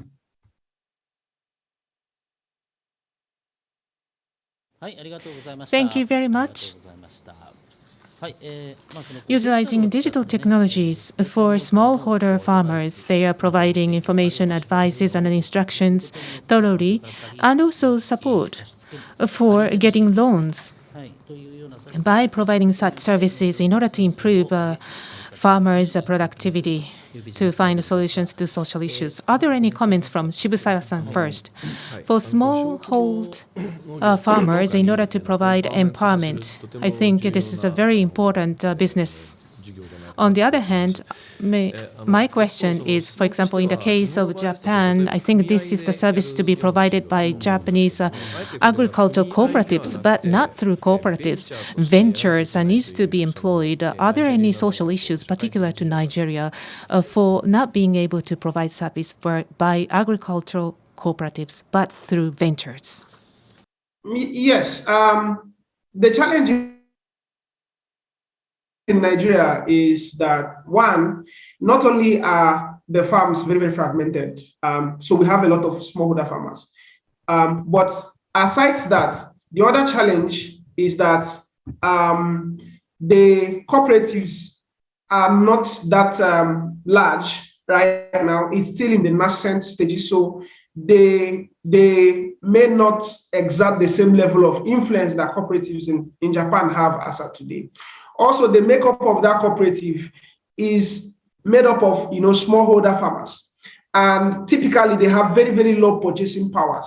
Because of that, it reduces the level to which they can come together to provide support for themselves without external financing coming into play. So those are some of the peculiar challenges that affect the agricultural landscape, not just in Nigeria, but across Africa. Well, I think we have received questions from viewers, so we'd like to introduce them. Now, in Nigeria as well, in rural areas, and I think that people are not holding smartphones, and maybe communication service is not available and difficult to be connected, so mobile phones are not able to be used. For those farmers, how are you going to provide reach or services to those farmers without smartphones or mobile phones? That's a very, very great and intelligent question. So we actually did a scoping study of the demographic we serve in developing our solution. Our solution relies on agents. So we train young people, unemployed young people, we train them on agronomy and how to use the smartphones and all that. So they are like the interface between the farmers. So they are the ones who use the smartphones to collect all the necessary data and interface with the farmers. In addition, we've built our systems in such a way that it's able to capture all the data it needs to capture offline. And then when it's in a location that has internet connectivity, all the data will be automatically synced to our database. So those are some of the adaptations we had to do, taking into consideration the demographic that we serve. Thank you very much. We have another question. Perhaps this is the question from Africa.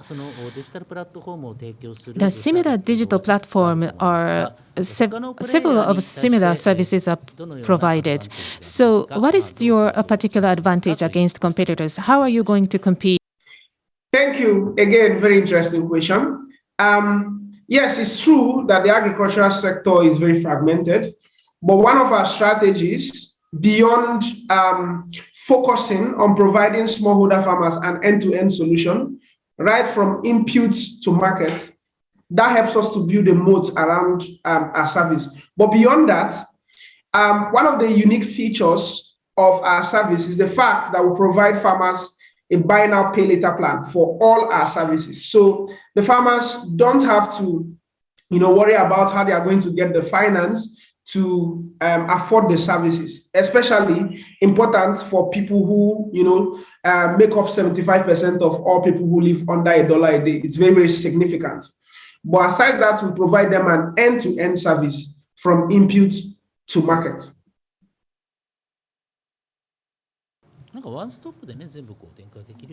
Right, one-stop service is probably an important thing. Thank you very much. Next, I would like to ask Watanabe-san to introduce. Thank you. My name is Shunpei Watanabe from JICA. The next speaker is Ecopa Global Systems. This company has operations in Kenya, Tanzania, and Nigeria. Ecopa is a fintech company that targets informal workers, such as women, youth, and small farmers, who have difficulty accessing financial services. Informal workers are people who are not incorporated, and they do not have the bank accounts or other forms of financial support. They account for more than 1/3 of the GDP of the African nations. So the informal sector is very large. However, they cannot rely on the safety net of the government because they are informal. And especially with COVID-19, they have been faced with problems such as unemployment and significant reduction in income, and they are often left behind without support. Ecopa provides informal workers with a variety of financial services, including low-cost loans, petty insurance, and pensions. Ecopa was founded by a female founder and is gaining the trust of women, attracting more customers. Let us now hear from Ms. Kesia Ntiragde. Please go ahead. All right, thank you. My name is Kesia Ntiragde, and I am the CEO and co-founder of Ecopa. I will share my screen right now.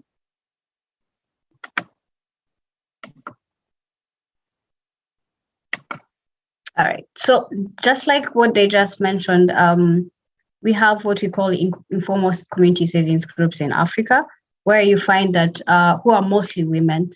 And you find a group of 15 to 30 people who come together and usually save an amount, and then they also lend within, the same amount that they have saved. So the problem that you find that the fact that it's done in the informal way, they don't really have the understanding of the data they have. Also the security of that, that amount they have saved, because it's trusted to one person, and that person can actually run with the money, and they are not connected to any other financial service. So we've presented Ecopa, where they're able to save and also lend within, each other, also access different financial services such as loans and insurance products. But also we have a marketplace where they're able to, to show the products they are selling and also the services that they are offering. So our traction looks like this. We are currently in 4 countries, and for our first pilot, we managed to have 2,500 users. And currently we have a community of 4 million. So we are training to have the first 150,000 users, on the platform.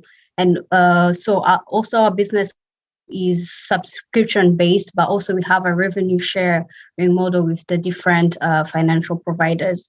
But also we do customize the platform, for the more formal ways of community savings groups such as cooperative and microfinances.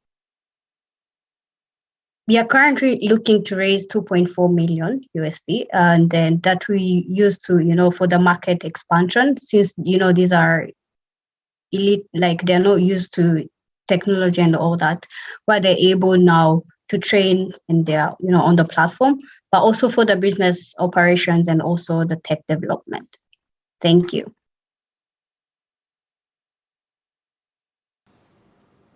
Thank you very much. Informal sector may be slightly difficult for the Japanese audience to comprehend. So it is economic activity unit that is informal and accounts for 1/3 of the African economy. But due to the lack of the safety net, it was especially impacted by COVID-19. And Ecopa Global Systems is targeting this audience to resolve social challenges. I have one question. You said that there are 2,500 pilot users currently. What is the default rate at this time for the loans? Sorry. What is the default rate for the loans?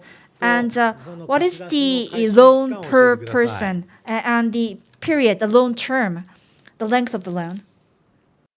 Okay, so the way these groups usually operate is they first have to save for at least 3 to 6 months.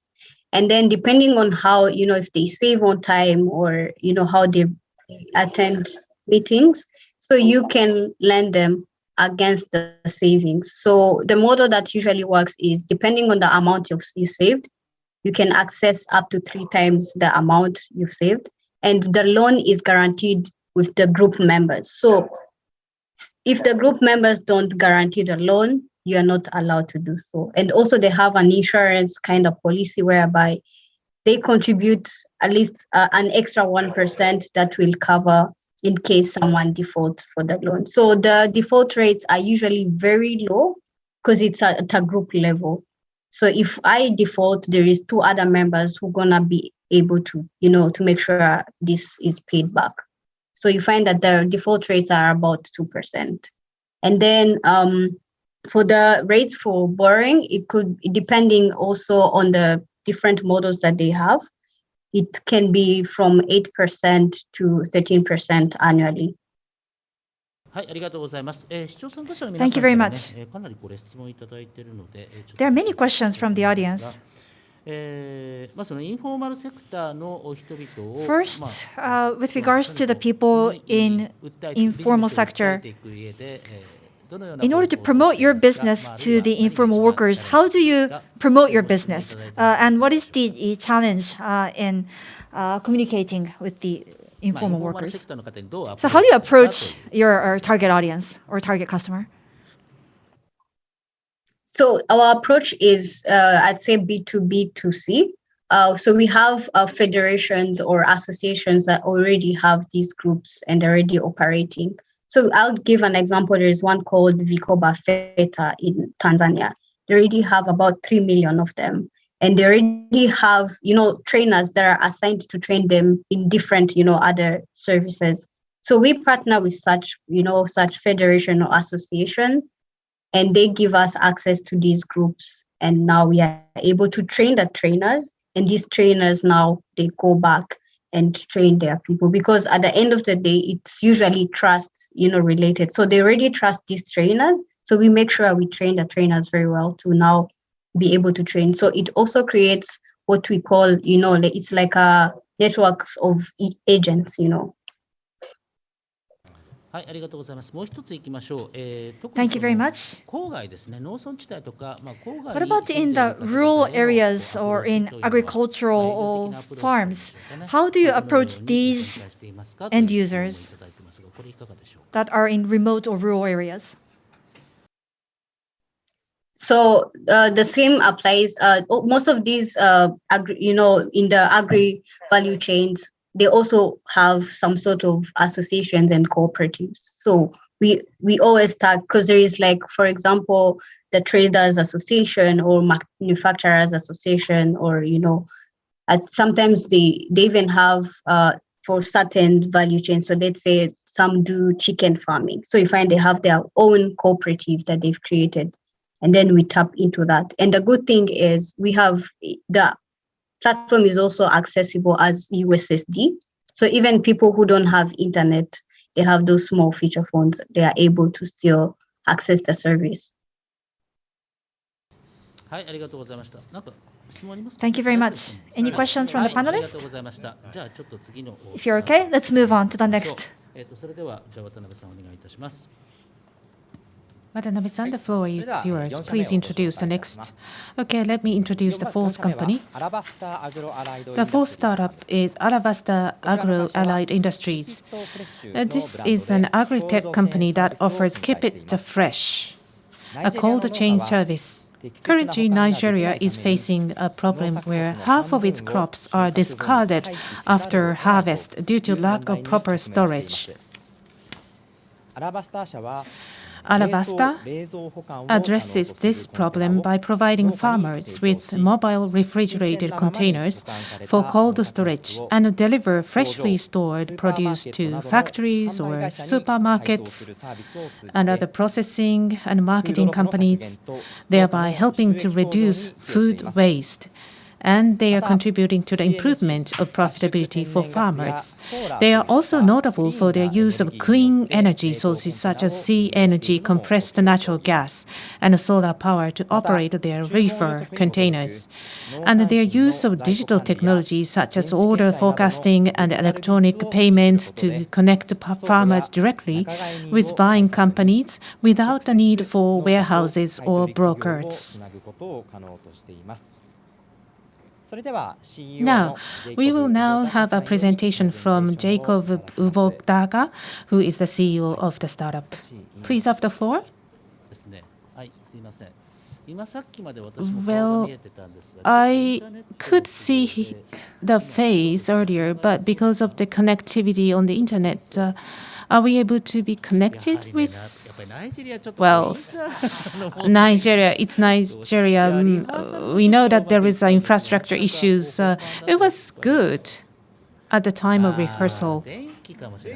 Perhaps the power may be down, so the connectivity is lost. Okay, so across the board, at the very bad timing, this kind of a situation may happen. So may not be available now. So why don't we go to the next startup? Although Watanabe-san explained about the Alabasta, because of the power outage or connectivity issue, we are not able to make a CEO available for Alabasta. So let us skip Alabasta. The next company is Wekebere. Sato-san, could you introduce? Yes, the next company is Wekebere Company based in Uganda. The company is developing wearable devices for telemedicine to reduce maternal and infant mortality. Nigeria has a high maternal mortality rate due to complications, with approximately 900 deaths for every 100,000 births. The maternal mortality rate in Japan is 5 per 100,000, which means that about 180 times more pregnant women die in Nigeria than in Japan. Wekebera is working to reduce the maternal mortality rate by providing telemedicine through a wearable device for expectant mothers, which uses an AI-powered device to check the mother's physical condition, and if there is anything wrong, displays a message such as "Go to hospital now." In addition, various data measured by the device is stored on the cloud, allowing healthcare professionals to remotely check the physical condition of mothers at any time. Since its founding in 2017, the current device has gone through 4 system improvements. Further business expansion is expected in the future, including partnership with the National Hospital in Uganda. Can you please start your presentation? Hello, I'm Tashobia Stephen. I'm the CEO and founder at Workaway Company Limited.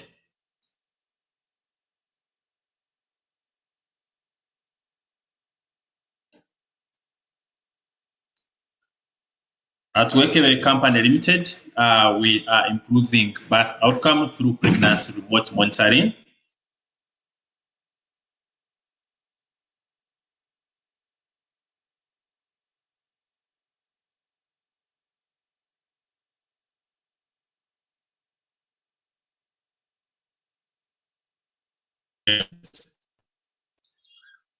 One 5.6 million babies die annually from causes related to pregnancy complications, in which also 1 in 5 babies die. Uganda alone loses 16 mothers on a daily basis, and this is quite huge. But basically, this is inaccessible maternal health care. There are limited health facilities which are understaffed and equipped, and with this, several cases go unnoticed. There are several technologies available in the last decades, but they're expensive. They require a mother to first go to the health facilities. They provide little data to the mother and provide no insights to the doctor. At Workaway, we are changing this. We are building the future of prenatal care. We are using connected devices and data analytics to both reassure and empower mothers with information and doctors with information and services at their fingertips so they can be able to improve birth outcomes. At the center of our device is a wearable AI-powered devices that monitors fetal and maternal health parameters to enable improved access to care, timely intervention and treatment, but also ease of identification of pregnancy complications. It is wearable to allow mobility and ambulation during labor. It uses machine learning to be able to provide concise reports and data so that doctors can effectively screen and gain transparency during adherence and cleaning. It's IoT enabled as it acquires real-time results and feedback. So we are generating revenues through the sale of devices and also through remote consultations where mothers can be able to consult with midwives and doctors upon any complications. So far, we've already done a clinical pilot in Uganda, and we've gone through 4 iterations of the device. We have partnered with both clinical and industrial partners in Uganda, including Makerere University, and we are now raising $1 million in grant and equity to enable us into the next phase of scaling up and also doing clinical trials. But we're also looking for local partners that could help us to scale. Thank you very much.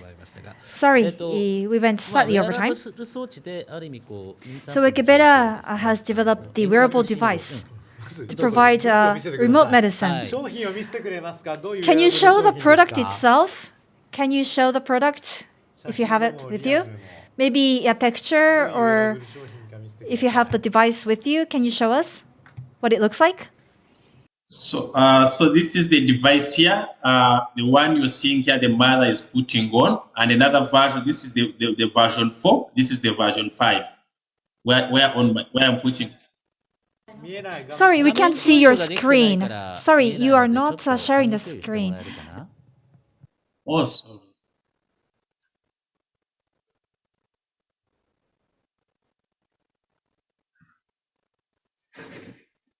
Are you seeing my screen now? Yes, we can see. Yes, so this is the device itself. So this is the version 4, and now in version 5, it's this one. So here we are actually using it in the hospital where the mother is wearing it and the doctor is able to view results on the screen. And the information comes on the dashboard as you're seeing it here like this. Sorry, could you repeat your answer, please? Whether mothers wear this in their home or just in the hospital? I think it's a wearable device. They wear this device at home.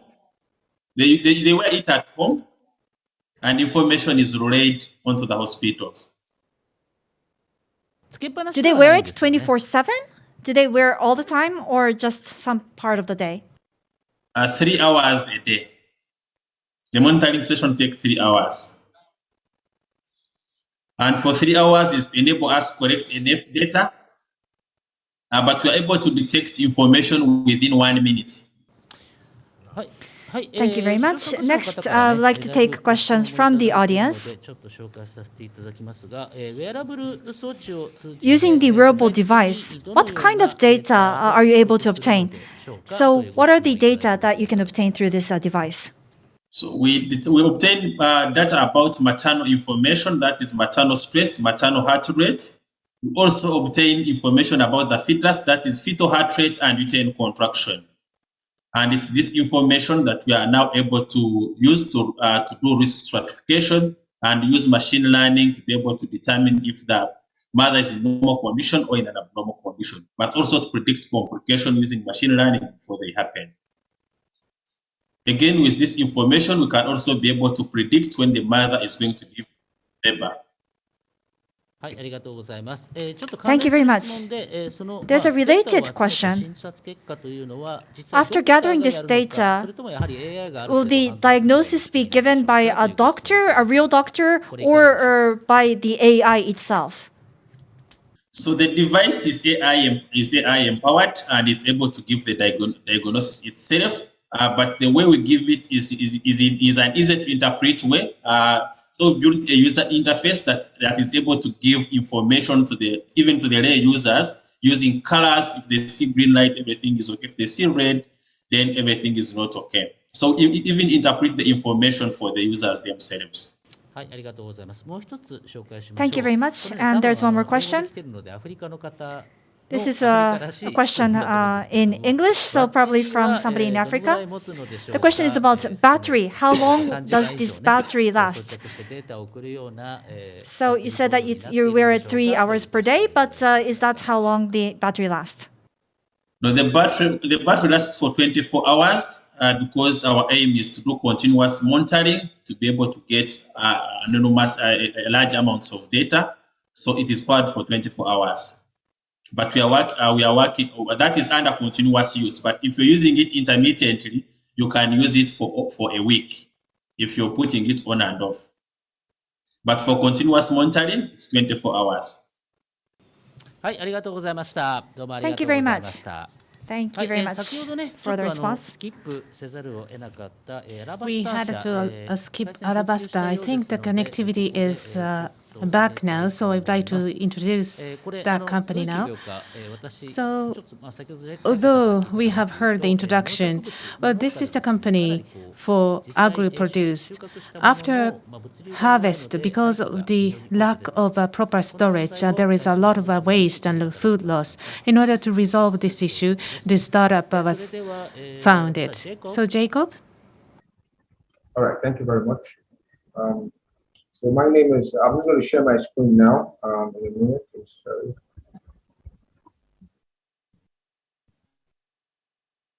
So my name is Jacob from Keep It Fresh. We are an agri-tech brand based in Nigeria, and we are using cold chain technology and data analytics to solve the problem of post-harvest loss for food farmers in rural communities. At the moment, the produce in Nigeria are wasted at the post-harvest stage due to the lack of proper storage and distribution system.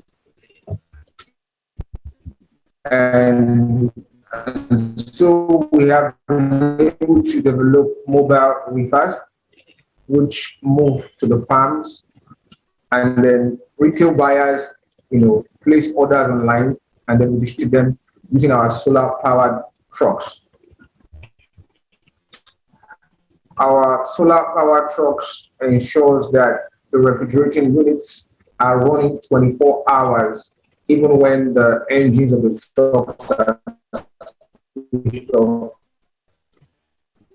This enables us to keep the foods at optimal temperature from the farm to the customers.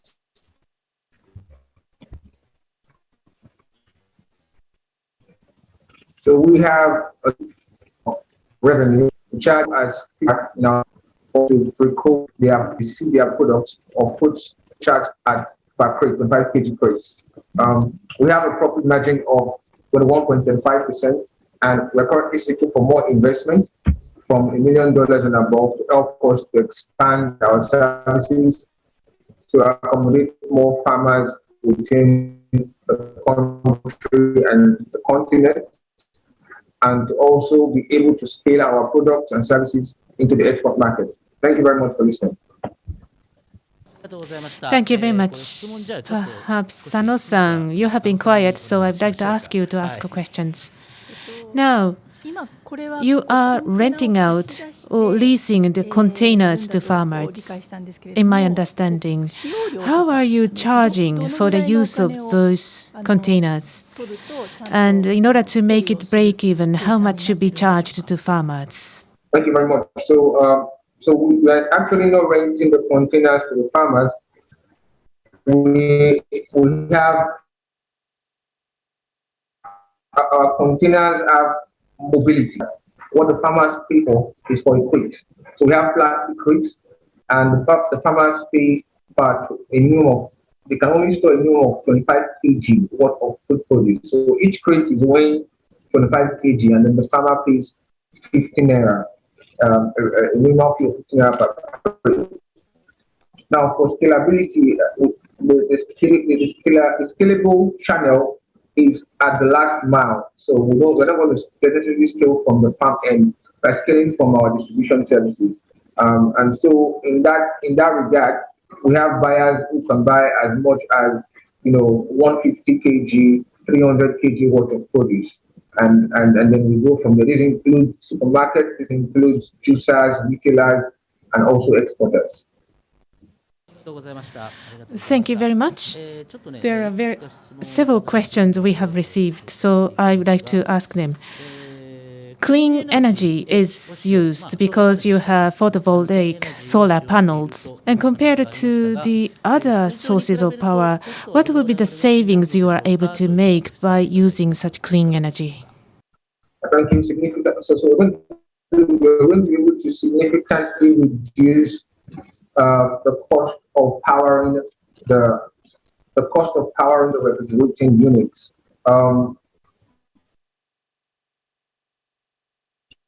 At the moment, most of our pump systems using diesel, which at the moment is about 820 naira per liter. That's quite expensive, and then that makes the whole chain system in the country quite expensive for farmers and retailers to utilize. But for us, we're having a profit margin of about 21.5% by ensuring that our units are running on solar systems. This also means that if there's traffic, there's transit or idle time, our units will keep operating using backup power generated from the solar energy. So compared to batteries, do you think that the cost is reduced? So maybe stable supply of power, like rather than using the heavy oil or gasolines, and so how much cost will be increased, but by utilizing the solars, and I think that logistics costs are reduced. Perhaps there is no comparison. Another question is using the transportation distribution using solar panels, but for stable trucking, do you think that there is an infrastructure in place for allowing stable trucking distribution? So truck is not moved by solar panels, but using the solar panels for supplying power for cool storage inside the truck, right? So anyway, the fresh produce is in cool, cold storage, and so other trucking infrastructure for smooth and facilitated trucking or the transportation of the agricultural food. Yes, absolutely. So another unique selling point for us is that the trucking engines are powered using compressed natural gas. So we're not using diesel or fuel to power the engines of the truck. This ensures that our fuel costing is reduced by over 40%, and also ensure that our maintenance cost is reduced by over 60%. So in that way, we're able to keep a very profitable business model. Thank you very much. Well, because of time constraint, we would like to move on to the next company, right? The last company to be introduced. Sato-san, could you please introduce? Last company is the Price Pali, which is operating the grocery e-commerce platform in Nigeria. Especially in the city of Lagos, the average household spends about 60% of its income on groceries. With food inflation exceeding 20%, many families are struggling with food expenditures. In addition, the food distribution network is not well developed, and the freshness of perishables found in the market is not always safe and secure. Price Pali has launched an e-commerce platform that allows customers to purchase a variety of groceries, especially fresh produce, from a website or application. It is a collaborative e-commerce platform that enables bulk purchases in large quantities by aggregating multiple customers' orders into one, allowing individual customers to purchase groceries at a lower cost. Since its establishment in 2019, the company has been steadily growing and is expected to further expand its business, as seen in an investment from Japanese venture capital firm Samurai Incubate in 2021. Okay, Mr. Luther, can you please start your presentation? Hello, everyone. Thanks for having me. My name is Luther. I'll be presenting Price Pali now.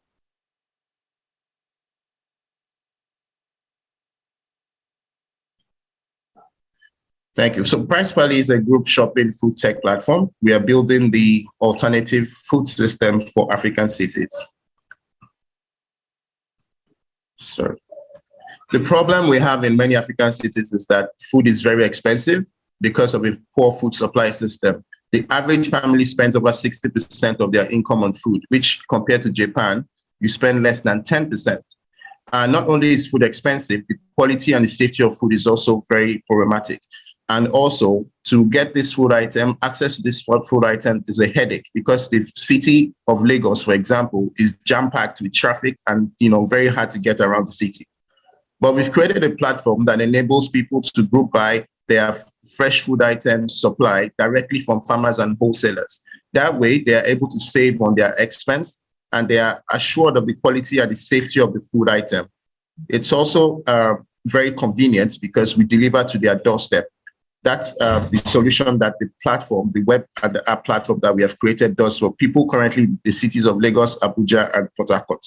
So this is how it works. When you log onto the platform, you have access to over 250 different products in bulk and retail. You can either choose to buy by yourself or choose to share with other people by joining other people who are already buying. And once you check out, you are guaranteed the delivery the next day. The market size is a very huge one. It's over $100 billion across many African cities. And we see a situation where this continues to grow given the direction of the African population. Since we started, we've been growing steadily. As you can see the graph here, you can see the growth. And we did a 6x year-on-year growth. And currently, monthly, we are growing at 35% month-on-month. We're currently over $2 million in annualized revenue, and our retention rate is really, really high. We are at about 70, almost close to 80% retention rates today. I am the CEO. I'm an experienced entrepreneur. This is my fourth startup. I also have the likes Juma Abalaka and Mosun, who are experienced entrepreneurs as well. Deepak, who is our CTO, is also a very experienced entrepreneur. And the team together today, we've built the company to a strength staff of over 80 people. We are currently raising, that will be all. Thank you very much. We are currently. So it is like similar to what we see as a door-to-door, the doorstep delivery. But as a background, agricultural system is not stable and dispersed. Do you have any question from you, Shibusawa-san? I think this is a quite interesting business model. So when using this, and how much cost reduction, cost savings can we expect? Maybe shortening the duration, lead time. So how much cost reduction can we expect? And how much shortening of the duration, lead time? And how wide the selection or variety of products? You mean product variety to be offered to consumers? Thank you. In terms of product variety, we have over 250 products that people can buy today. Sorry, can I go ahead? So we have a very wide. We have very high variety, over 250 products. In terms of the savings, we help families save anything between 10 to 25% of their cost, depending on the seasonality of the food item, or on the season of the food item, basically. And in terms of the lead time for fresh food that we get directly from farmers, it's harvested a day before it's delivered to them. So it's like a 24 hours, farm to fork process. So about the 24 hours, they can be delivered to families. Yes, thank you very much. Okay, this is an astute question. Well, delivery, what is the success rate, completion rate, stably delivering those produced to families? So this is the question. What is the rate of a successful delivery? I'm not sure I get the question, but if the question is that how many orders do we deliver successfully delivered, we make sure we deliver it 100%. If anyone orders today. Right. Understood. Another question.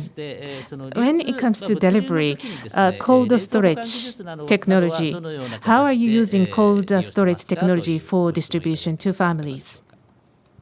Okay, so currently we are actually just getting our cold storage fixed. But before now, we leverage a partner called Cold Hubs, where we keep our fresh food items, for deliveries the next day in the case.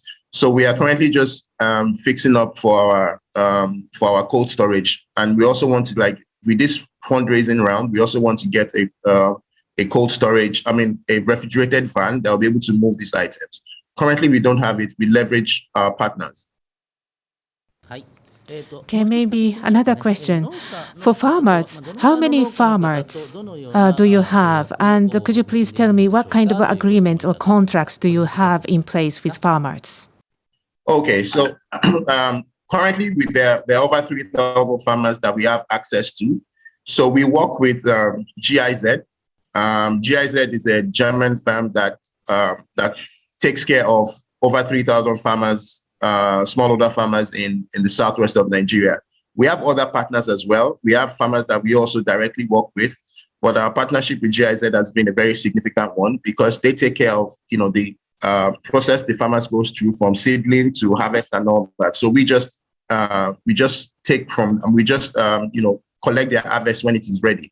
So the contract we have with them is that for example, tomatoes, we have a contract with them to take off all of their supply at different prices. At the times when the food, tomatoes are in season, the price is different from when they are off season. So we have two pricing with them, one for the low price and the high price, depending on the time their harvest is ready. Yeah, so we do have contracts with them in conjunction with GIZ and the association of those farmers. So that's how it currently works. But we know that as we grow, we need to extend those contracts to other partners or other farmers that work directly with us as well. Thank you very much. May I ask another question? Number of active users and monthly GMV, please. Yeah, currently our monthly GMV is about $190,000 as at the months before, and we have the number of orders that we do, active users actually, we do have about over 10,000 users. About a third of that are active monthly. はい、ありがとうございました。ありがとうございました。はい、ありがとうございました。視聴参加者の皆さん、ここまで Thank you very much. We have listened to the pitch from 6 startups. I hope that the audience members have enjoyed the pitch. And now we would like to ask you to use the voting function to choose. But before that, I'd like to invite Sato-san from JICA to once again have an overview of the startups. So before you vote, let me once again introduce the 6 startups. The first is a startup that provides emergency medical service using a microphone. The second was agri-tech company that developed a digital platform to manage the growth of crops and use of fertilizers. And Ecopa is the third company, which is a fintech expanding the digital business for the informal sector in Africa. And then the fourth is Alabaster, an agri-tech startup for to reduce post-harvest loss through the integration of cold chain technology. And the fourth is Gebere, agri-tech health tech company using AI wearable device. And the last is Price Pally, which is a food delivery service. はい、ありがとうございます。はい、ありがとうございます。それでは、視聴者が視聴参加者が選ぶ最優秀スタートアップの We'd like to now move on to the vote. 今私の方から皆さんに This is the voting form. Which startups would you like to vote as the best one? You can actually choose multiple startups, maybe up to 3. So please choose the startup that you were most impressed with. So it might take some time due to the large number of viewers. So perhaps I could ask the panelists to comment. We shouldn't influence the voting too much. I would say Ecopa.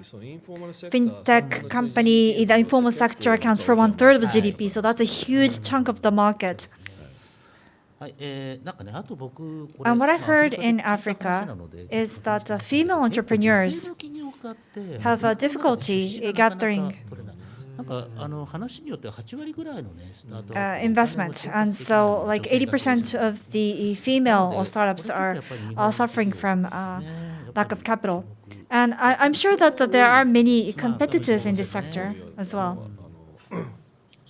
But it seems that they have built a pretty strong foundation. What about you? I admired all these 6 startups. They were selected out of more than 1,000. As a fund, I think the first one, 8 Medical, was very promising because the emergency medical service can connect to various other services. And also Ecopa is very promising as well. So we don't want to influence the voting behavior too much. And the last one, I'm sure will definitely grow going forward. It's more about the operation. Many food delivery services have been flourishing in Japan, but the operation is very challenging. When I heard this for the first time, I felt that this is seen in Japan as well, but I think the key is to gather and source the high quality produce from the farms. So yes, the operation looks quite difficult, but there's definitely a demand for this service. So, Sano-san, there are many startups in medical and agro fields. So, Alabaster and Price Pally and the Kitobu were all agri-techs. In Africa, a lot of the revenue is taken by the middlemen. So in order to connect the farms to the consumers, that would really improve the situation. And since there is a food crisis in Africa, this is a more pressing issue. So Alabaster's cold chain technology, it was a very promising technology. And due to the connectivity issues, we did have some difficulty in hearing the presentation. It seems that, yes, there were some power outages or electricity-related issues. So it seems that most of the votes have come in, so we'd like to close here. Maybe there are still some votes coming in. Okay, I will stop here. So that's it. And let me share with you the results. Surprisingly, perhaps maybe due to the timing of stopping, the same, exactly the same. There is no difference of even one vote. 8 medical and informal sector financing is provided by Ecopa. Well, excellent.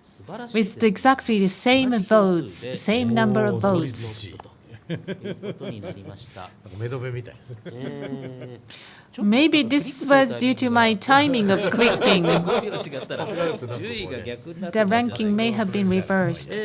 We don't have the second. The third place is to go to price parity, the last one, connecting farmers and families. And other companies, Alabaster was close. I think evenly, the votes was evenly split, evaluated evenly. Thank you very much. Have you noticed? All the presentations were provided through smartphones. Japanese people tend to use PC for presentation, but everyone used the smartphones. Right. We have run out of time, so it's a great opportunity. Perhaps 30 seconds for 1 minute. Could you please give a summary? Just one comment from Shibusawa-san. Right. Every time we hold this kind of beach event, well, there are various social issues to be addressed. As we discussed earlier, social issues and ventures are inseparable in Africa.